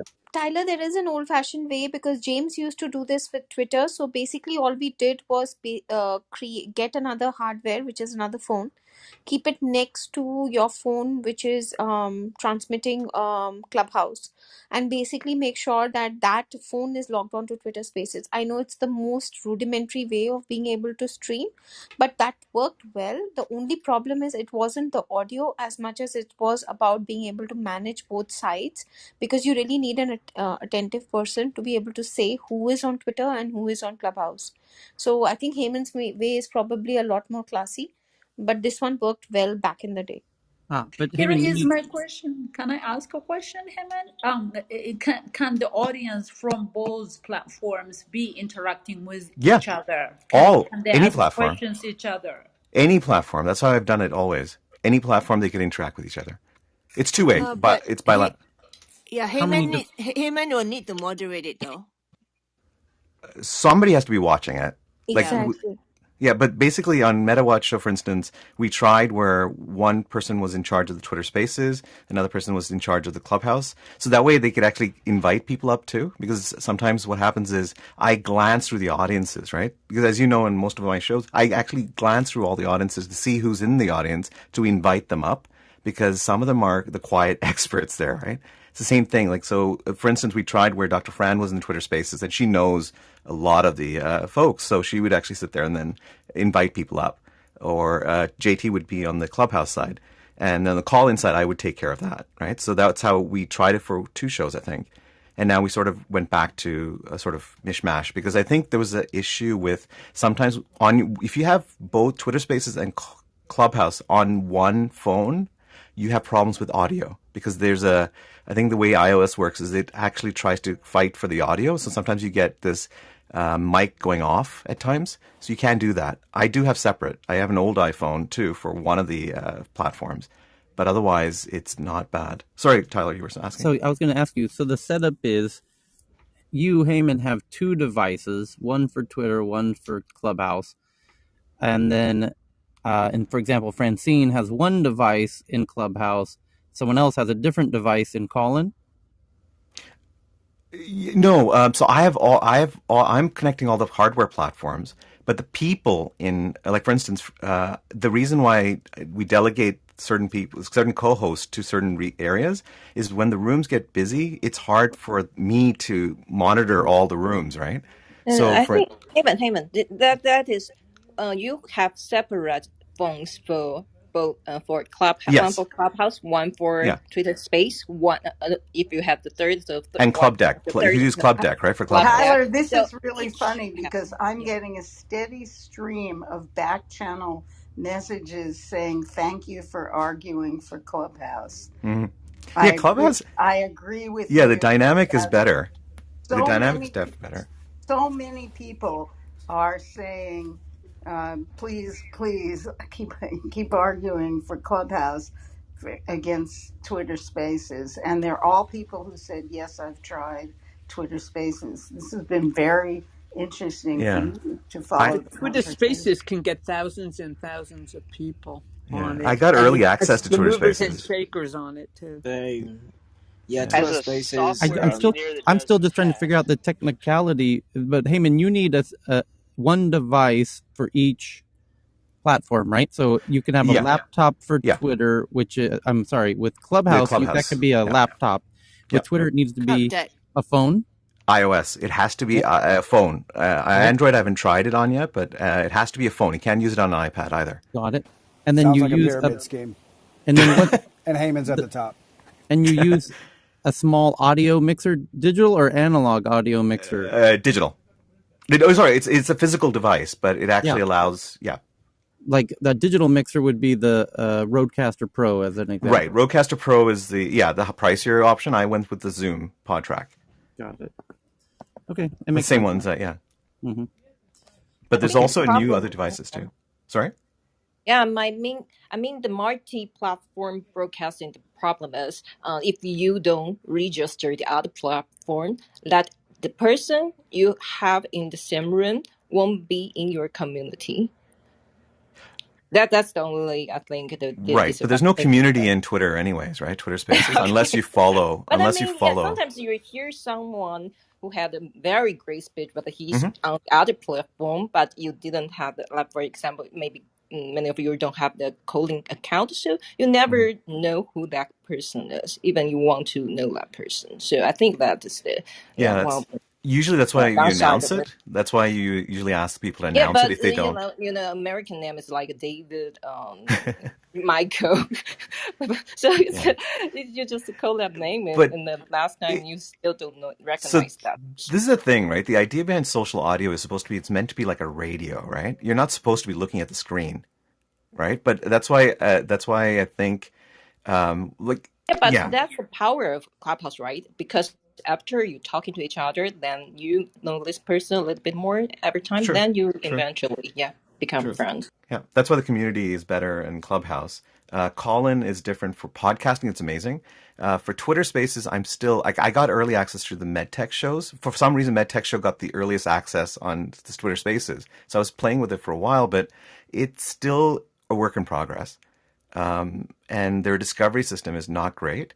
I'm sure they're going to throw a lot of money at it now because they're noticing a lot of movement, right? And if you notice, the way Twitter Spaces works is that it's based on your followers. So I tried out with different things. For instance, on Twitter, I tried out with our MedTech channel, then we tried it with the MetaWatt channel, and then I tried it with my personal channel, right? So my personal Twitter account is more medical and tech, MedTech people. So if you did it with the MetaWatt show, not much people come in. But JT was saying no, there were more people coming in with mine. So again, it's all based on thing. And I think at one point when we did Karma Club with Twitter Spaces, when Francine came into the room, that actually allowed more people to come in. So it's your personal brand that matters on Twitter Spaces, and that'll attract more people to the thing. Clubhouse is different. Clubhouse is everyone starts at the same level, and it's a community, right? So everyone can come to and discover it and so forth. It's I don't know. It's a little bit more egalitarian. It sounds Was very there, creator friendly. other Yeah, than the yeah. cost payment, was there something about the Zoom mixer, the Pod Tank, that you prefer over the Roadcaster? Honestly, it's a student budget thing. I just It was, yeah, purely a budget thing, not a budget thing. feature Yeah. thing. Yeah. No, Well, it's just a well, budget. the Zoom device has 44 kilohertz, whereas the Rodecaster can 48. sample it higher. Yeah, Yeah. and And most but the most thing, platforms are 48. yeah. Okay. And yeah, and also lots of wiring, TRS cables, experimentation with that kind of stuff. But it's not bad. It's just a matter of just one is just being able to set it up because I have to actually so many times I need to just turn off all my notifications and everything else and just get sort of it is a process. Honestly, it's a process, but it's not a hard process. I'm sure this can be digitized. I know that David Macias has been playing around with some digital way to do Twitch, right? Because he's going to do the Gamepreneurs show soon. He actually has set it up, I think, on Clubhouse as well on Callin. And so we're a bunch of people. We're trying to get it together for each creator to build their own little show, right? So he's actually using something called Amoeba software, and that uses a software to connect streams together. I know that Tyler, you've been using Restream, right? But Yes. that's just purely one way. It doesn't do like again, same thing with David's stuff. It's only one way. That's the only reason I'm still sticking with the hardware solution because it allows others to interact, even if it's like a few people on Twitter Space at times. It's just so that they feel that they can be part of the conversation no matter where they are. Okay. So, alrighty. The What else do we got here? I just want to make sure we get through all of the headlines here because we've kind of got off track a bit. But where are we at here? We're with the tweets. Where Evan had the tweet here that in Turkey, people are protesting now that their money has no value. Frustrations rise in Turkey as the lira crisis and the currency crashes. Lines outside bread stores and gas stations, farmers defaulting on loans, impromptu street demonstrations, the signs of quick economic decline happening in Turkey. 50% crash in the currency. Can you imagine half But your Yeah. money if just if basically if they have their disappears? savings in US dollar and euros, they'll be fine, right? By the way, Well, I if you're want, Turkish, you get paid in lira, and you know yeah, it's kind of 200 million people live there, so it's kind yeah. of a big country. Neda, I believe, lives in Istanbul. She was with us earlier. I don't know, is she still with us? Um, I guess not. She's got her hand up.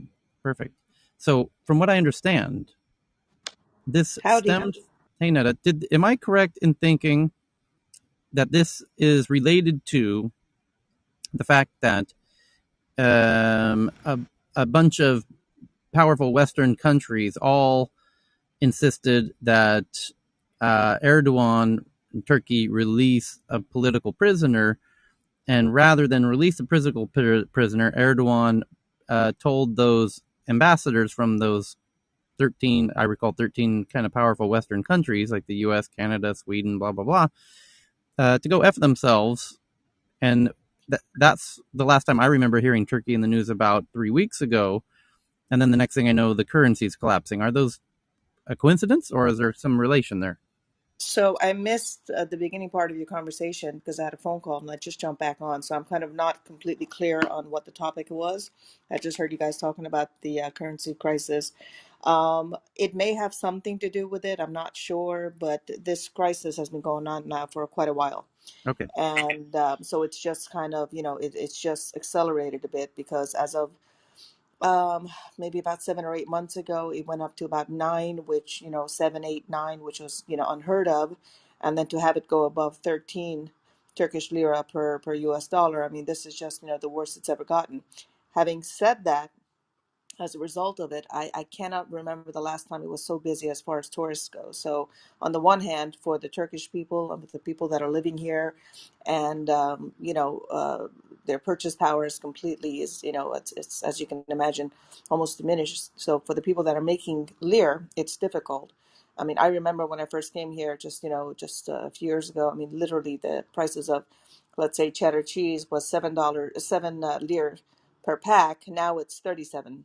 So, and we're all just talking about it. And, I mean, everybody in the grocery stores, the people in the streets, they're all talking. I went to the MENA, which is the spice market where we do, some of our shopping and cheese. And everybody was there, last week. The news crew was there trying to speak to people and find out, what the temperature is like with the people. And everyone's complaining, yet, and there are some protests going on. And, I did see some police presence in Taksim Square, which I was at a few days ago. Plus, but at the same time, I don't know how, but people are tolerating it. And if you want to look at it from the flip side, there's more American dollars and euros and pounds coming in than I think, more than I've seen in the last few years, not even looking at the pandemic.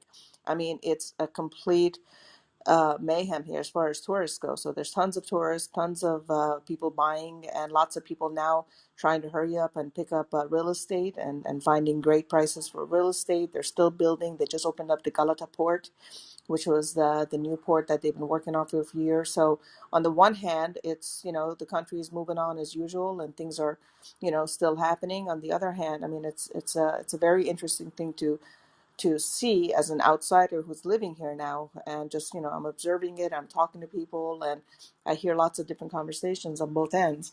But at the same time, I've got more American friends coming to visit, so the American dollar is strong. They're shopping, they're buying, they're happy. But the Turkish people themselves, of course not. I mean, they're all complaining and just waiting to see what's going to happen. Hey, Neda, could I ask you a real quick question? Sure. Yeah. I'm not certain. Do you know anything about the factory operation that they were supposed to be building for their hybrid vehicle that they want to release? Do you know if that's been stalled? I do not know about that. I can make a phone call and find out. I would appreciate that. Sure, sure. If you can send me a private message, I just remember your contact and I'll get the info for you. Okay. So, 1 second here while I get to the next articles. So it says in the article about the lira crisis, it says economists have tied the currency crisis to President Erdogan's direct interference in monetary policy and his determination to lower interest rates. The latest crash in the currency came after Erdogan gave a speech last week outlining his determination to keep rates low as a way of promoting economic growth. He reaffirmed his opposition to raising rates again in comments to reporters about his plane, and maybe plan. It says plane, like airplane. As he returned from a visit to Turkmenistan on Monday, I have never defended raising interest rates. I don't now, and I will not defend it. He told reporters, "I will never compromise on this issue."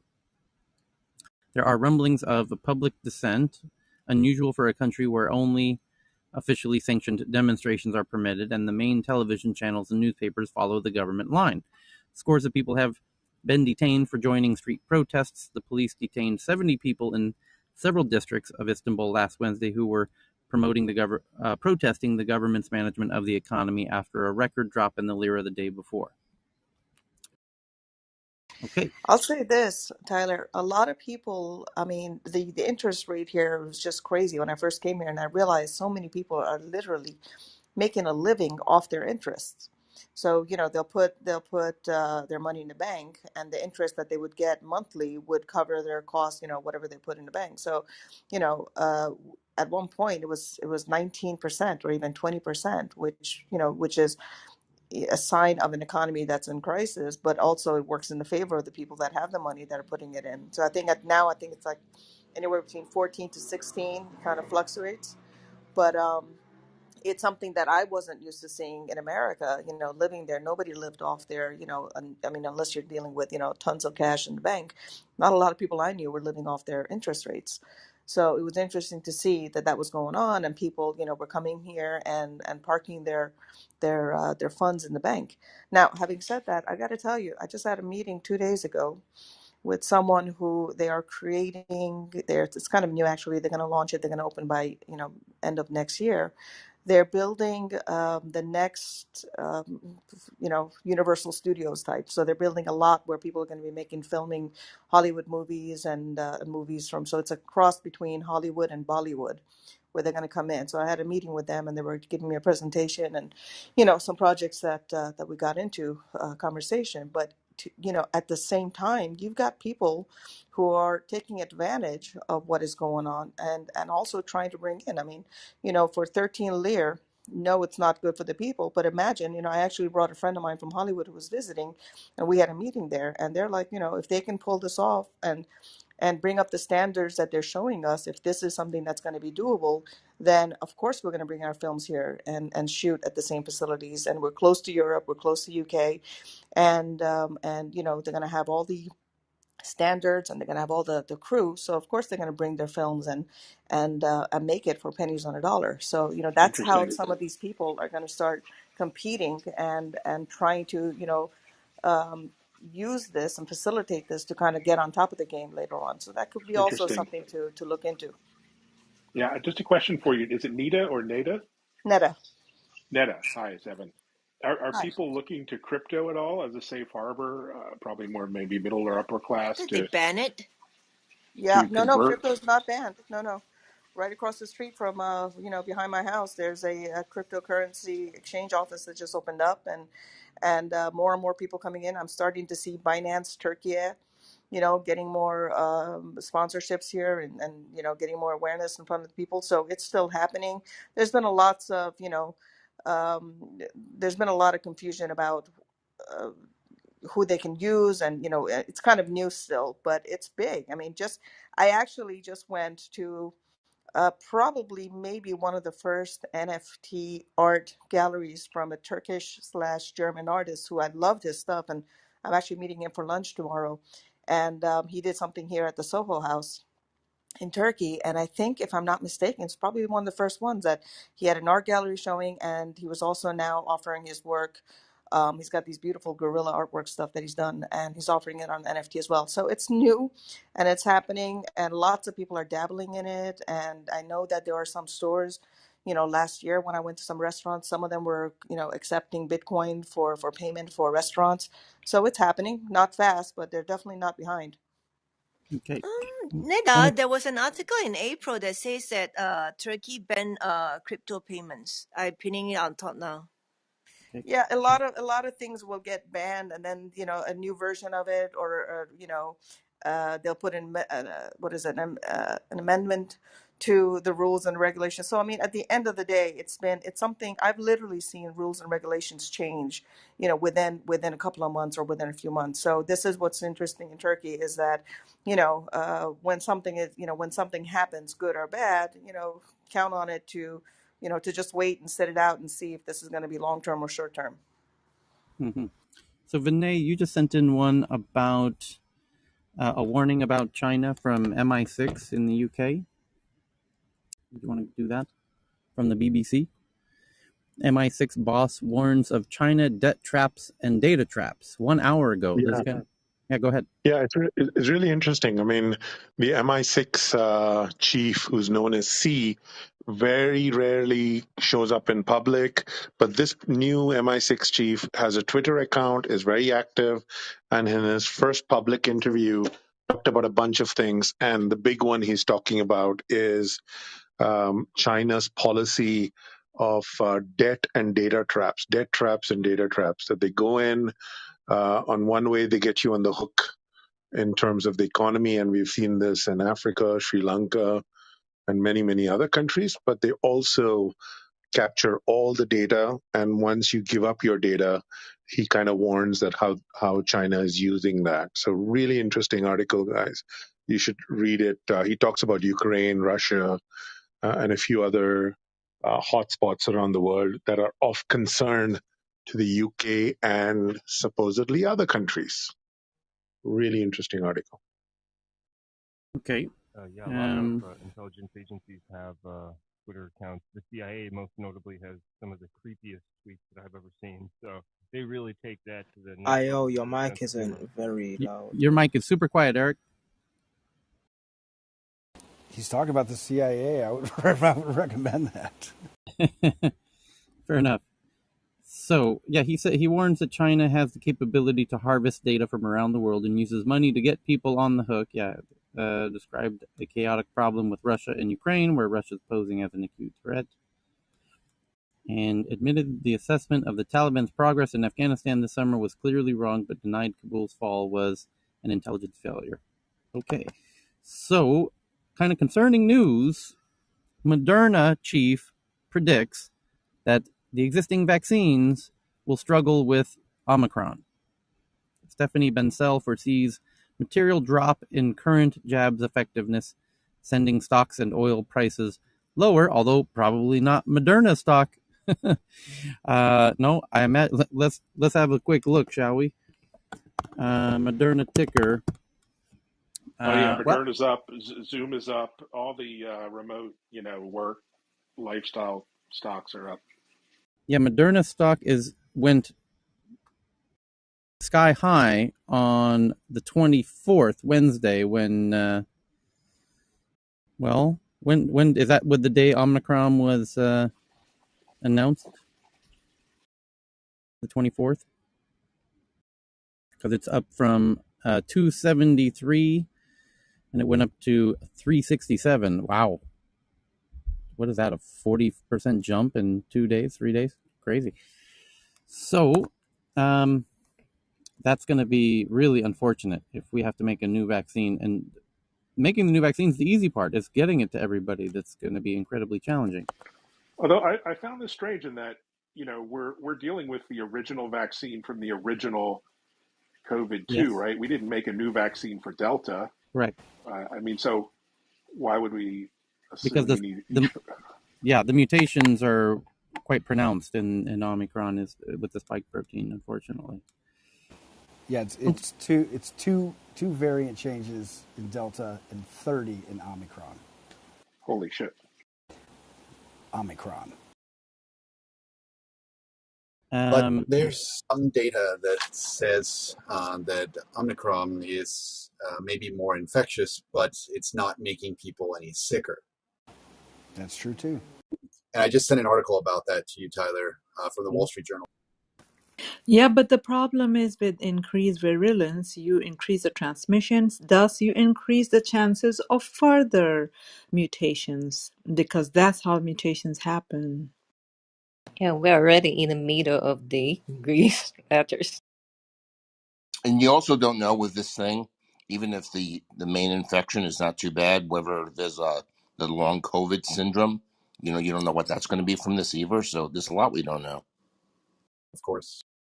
It's okay. the But long-term we know morbidity that that's the double issue. masking helps, and we know that vaccination is the best way. Okay. And N95 masks, ventilations, distancing. The vaccines do help avoid disease. We know that as well. And don't forget about fluvoxamine. Those studies are really, really powerful. Okay, so Tyler, have you seen the news regarding Israel Domestic Intelligence Agency be granted temporary permission to access the phone data of people in the country with confirmed case of the Omicron variant for contact no, tracing? whether It's for in contact tracing, yeah, yeah for with the New York Times article. no, I'll send it to you. It's crazy. okay. Is it in the meanwhile? Katerina just shared this one that I just tweeted to the Tech News Twitter account that scientists have now located the genetic fountain of youth inside of the rockfish. Humanity has been chasing longer life since time before history, probably since about 5 minutes after we first realized we would die one day. We've invented stories of stones, elixirs, and fountains, all of which promise eternal youth if only we could find them. A new study by Gregory L. Owens from the Department of Integrative what? Integrative biology? Integrative. Interrogative. No, No, it's integrative. Integrative. integrative. Yes, like integrative medicine. Integrative. Yeah. Yeah, integrative. Sorry. It's not integrative. Yeah, integrative Yes, biology integrative. at the University of California, Berkeley, aka UC Berkeley, and his colleagues draws a map to the new location of the Fountain of Youth hidden in the genome of the rockfish. Their findings were published in the Journal of Science.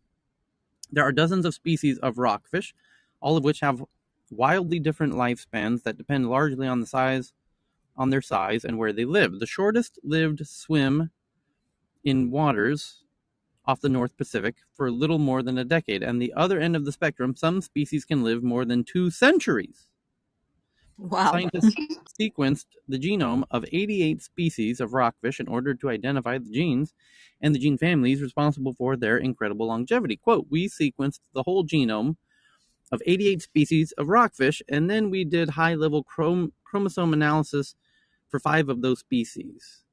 For most of those species, the genome was sequenced, but those sequences weren't placed in order. That's akin to having all of the puzzle pieces but not putting the puzzle together. For the 5 species which were the focus of the study, the team completed as much of the puzzle as was possible.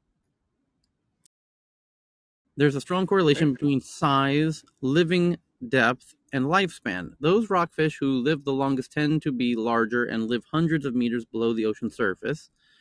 Their relationship with the size makes intuitive sense. Animals which are larger will have fewer predators and are less likely to be eaten, allowing them to live longer by simple virtue of avoiding snack times. This trend largely holds true outside of the fish population as well. In general, larger animals, whether fish, mammal, or otherwise, live longer than their smaller neighbors. The reason fish at lower depths live longer could have something to do with the temperature. Quote, it tends to be colder deeper down. The prevailing wisdom is colder means slower metabolism, which means longer life. How fast organisms live energetically is often correlated with lifespan. So perhaps some of the species live longer because they're modifying their metabolism. The surface level observations were validated by the genetic analysis. Those fish, which are documented to have longer lifespans, had key differences in their DNA related to the mutation of the metabolic rates. Quote, we found there was an enrichment in DNA repair genes. By the way, that's what David Sinclair is very focused on, is the repair of the DNA. And as soon as your body stops repairing your DNA, that's when it starts falling apart. So this makes sense because cancer is often driven by mutations. This natural selection helps the long-lived species have fewer mutations and prevent cancer in older age. We also see genes involved in insulin signaling. Again, similar to the research from Dr. David Sinclair, which insulin also plays a very significant role. So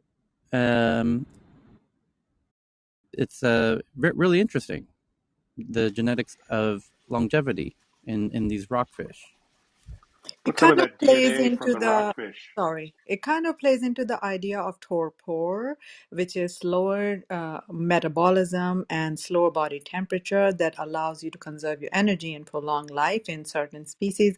And the same idea is being considered by NASA and space station studies for astronauts for travel of Mars.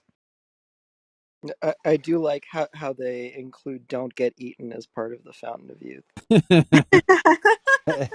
That's great. Eli, why can't we just put some of that DNA from the rockfish into the RNA vaccine and just like extend our lifespan? I'm done speaking. Wow. Oh, so many So, problems. so many problems. I mean, you You want to say I'm die. going to grow? Am I going to grow gills? Is that part of the problem, or I'm just asking a real question? Did you say Aquaman? That's what I So, Yeah. you wouldn't take their genes. You would probably do things to modify the activities of our own DNA repair genes, for example. That Oh, would potentially be meaningful, though. okay, thanks for answering my ridiculous Yeah. question. Yeah, most of the repair mechanisms are actually at the protein level for some of the more robust organisms. And so studying this organism will allow us to transition that information to better understanding how we can improve those repair mechanisms in our genome. And the Von Hoff method that has been now popularized is also based in the similar idea of decreasing the body temperature by taking cold ice baths, and that decrease in the temperature improves your cellular repair. Cold Mhm. ice baths? That sounds awful. You'll But it's live really longer, but good. you'll regret You, it. yeah, What you if live those longer, of us but are allergic to ice 5 seconds, baths? like dousing into ice water, and he does it all the time, like in Iceland and Oh all my those god! places. Yes, I mean, a cold water. shower maybe, but a cold ice I bath? Oh just my happen Hmm. to be allergic to that. And a lot of people, and especially athletes, if you follow them after the sports, very vigorous activity, they do take the ice baths, and I personally do too, and they are amazing. Hmm. Well, speaking of that, Katerina found a new one I'm tweeting out. That's the headline says morning exposure to deep red light improves declining eyesight. A once weekly 3-minute exposure to long wave deep red light activates mitochondria in the retina, helping to naturally boost declining vision. Ooh, that's Yes, interesting that's because now I true have a too. Every morning when you watch sunlight, it kind of calibrates with your retinal cell and improves your association of the internal clock-related repair system and activation of your energy in the body. And if the colors are not right, like if it's not mimicking the sunlight, it has a negative effect. So red light in the evening is okay, but in the morning it's not. No, the study Any says in the morning it's red light and it's a specific wavelength. Um, it's a really good study. I would, if you're interested to check it out or if you have eyesight issues, it improve like near infrared, like the red light has been shown now in a lot of studies that improves mitochondria function. And yeah, this is just another study showing that. So, it's really interesting, and the author actually will be here on Clubhouse. I invited him to make a deep dive into. I will announce then when we'll have the deep dive of this paper. Can you guys okay, that's explain red amazing. I'm gonna light? have a lot of questions. Just the wavelength. All the colors the are Isn't unique that what they use wavelength. for? Oh, no. the first question that comes to mind for me is whether they looked at people who are at risk for diabetic retinopathy. Well, that has vascular component. Allies has micro infarction and the vascular damage that happens because of diabetes, and that causes retinal problems in diabetic patients. Well, yes, but it's still, at least I think there's enough of a question of whether it could improve things at a cellular level to reduce that, because there are a number of insults that drive those things. Yeah, so the question would be, what is the mechanism of action, and does it actually translate to all people? Because some macular degeneration is most likely not going to be addressed by this, but it might improve most people. See, the photoreceptors in the retina have a different kind of output than the vascular output or input, which involves oxygenation and other factors. So, a totally different mechanism.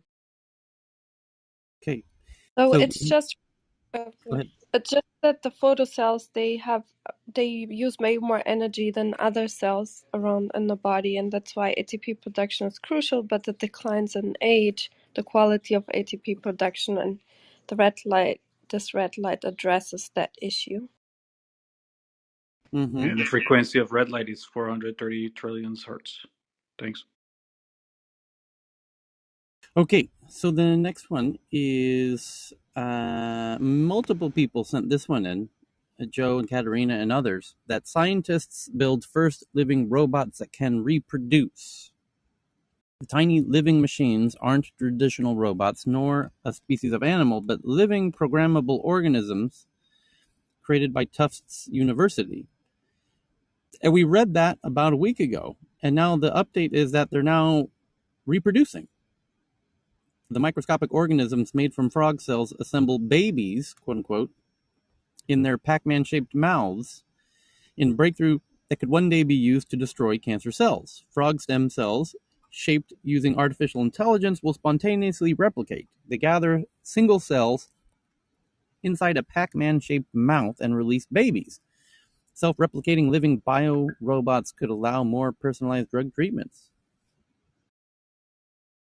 Xenobots with a Z, with an X, they're called. And Saudamini sends in this one from India Times, Economic Times. Visa complains to the United States government about India backing for their rival in India called RuPay. MasterCard has raised similar concerns privately with the US. Reuters reported in 2018 that the company had lodged a protest in the US, and Visa and MasterCard are complaining that India is not playing fair because India is backing a competitor in India called RuPay. As I've told you many, many, many times here in Tech News Around the World, India, while playing rather nicely with international companies, would prefer domestic replacements to They're playing Tesla, hardball, and to it's Starlink, so to all of these companies. Yeah. yeah, it's so amazing how they're playing this intricate game of like tech politics, and it's seeming to work out for them. Like, there's a lot of things that have been happening over the past couple of years that have come into culmination now, and especially their project management sector, which was something that I found out about 6 months ago, which was a cornerstone there. Their project management support, where they were able to create massive backlogs of all of the telecommunications they've been doing over the past 20 years, that they've been able to reproduce, and then now generate enough like revenue and just cash flow to produce these tech companies that are innovative, right? And it's almost a great thing. Yeah. Okay. Next one up is from Dr. Fran that this soap company called Lush or Lush Cosmetics is quitting social media altogether, even though they say it'll cost them, I don't know, something like $1 billion of revenue a year, because they believe that social media is harming people mentally and they don't want to play any part in that. So rather than make positive content that might help you, they're going to stop making all content to bring awareness to the mental aspects of social media. Quote, we wouldn't ask our customers to meet us down a dark and dangerous alleyway, but some social media platforms are beginning to feel like places that they don't, want their customers to go. So they're going to bow out of social media altogether. They're going to close all their social media accounts. Global cosmetic company Lush is swearing off social media platforms. The company announced it will be deactivating Facebook, Instagram, Snapchat, and TikTok accounts globally starting November 26th. The company said it wants to see these social media companies implement stronger best practice guidelines and international regulations to be enacted.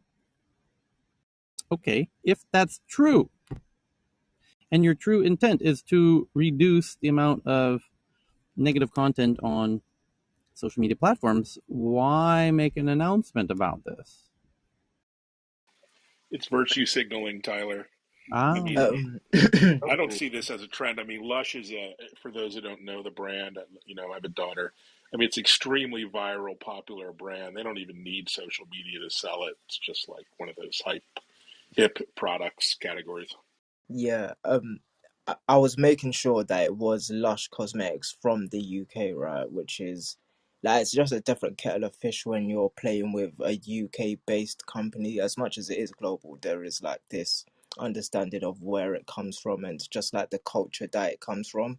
And it's like vegetarian products, all like handmade type stuff. And obviously, you have this craze of people even making their own soap in house as well. So they've got these little Etsy competitors that are about as well. So that with Lush, I would say it's more, yeah, it's more of a political move than anything else, and it's saying I'm not playing the game that everybody else is playing, basically. So it's I want to see how it goes, because for Bottega Veneta, it didn't end up. Bottega Veneta is an Italian luxury handbag company, right?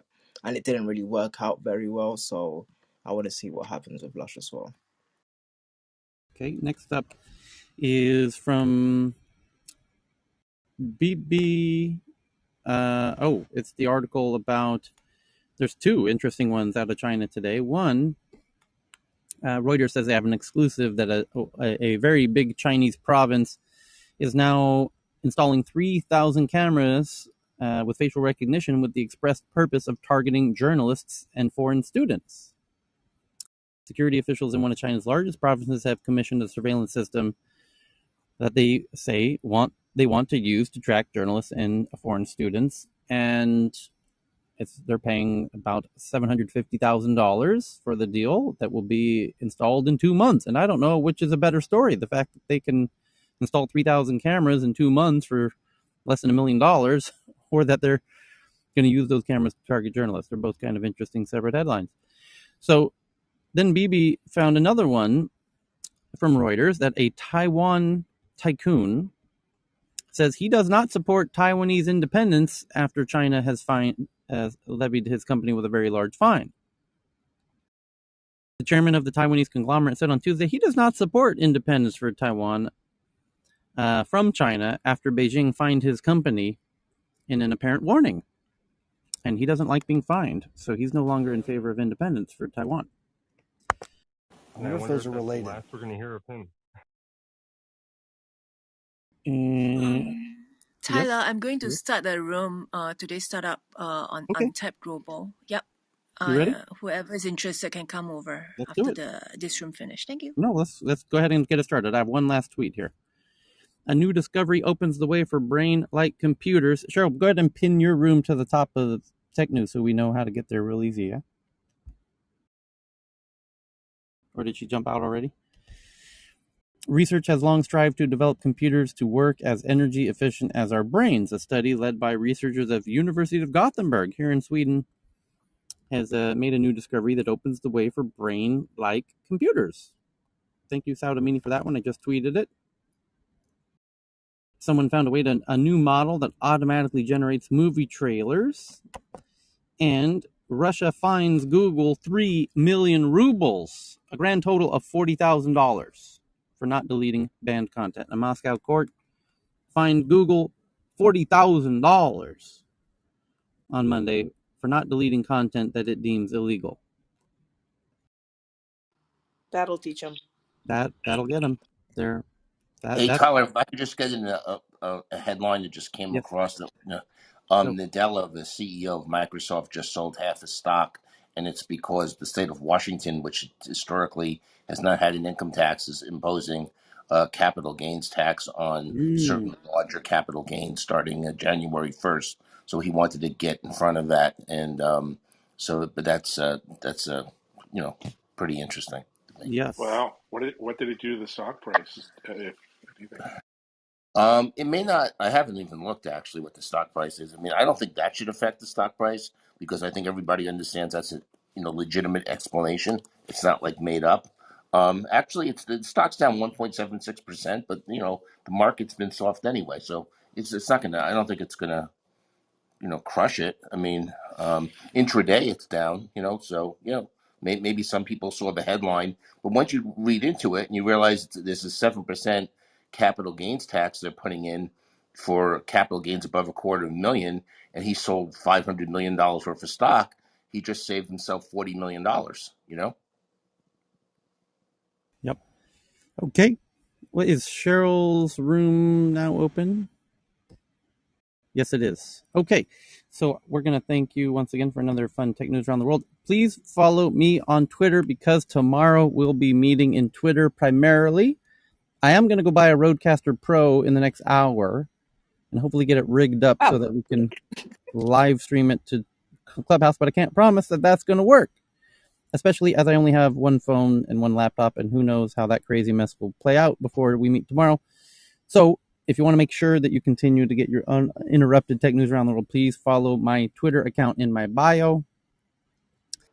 And we'll do our best to try and make it convenient to stream it to Clubhouse. You can do So both on the Tyler, Road can Podcaster. someone use their phone and play the Twitter feed in here on Clubhouse just by using the phone? Heyman No, does that he can do it on regularly. the device. Like I use that device, you can do it on the device. You can pair a Bluetooth device, and then you can also connect to your computer, so you can do both, Tyler. Just hit me up uh, if you have a question about it. send me a DM in my tweets, Eric, so that we can try and sort that out. Yep, sure, no problem. Thank you. Or And actually, let's Tyler, I Eric, let's go into a separate room right now. Actually, as soon as we close the room. And Tyler, I can use the phone Okay. too because that works too. I've done that before. Play the phone use the phone to play the Twitter on Clubhouse. And All right, one of the everybody. other things what we actually could do is to put a placeholder, open the room here, put a placeholder, and have no speakers, just redirecting in the top row that we are on Twitter. Please join us there, and That's leave not the that comments. violates No, you can that, do that, that. That's That's that exactly violates illegal. Clubhouse You policy. cannot do that. Tyler didn't want to Oh, do. But I sorry for I can that. open a room here and play from there over here without mentioning. Okay, so Okay, I think sorry for I that. think just wanted to call to your attention.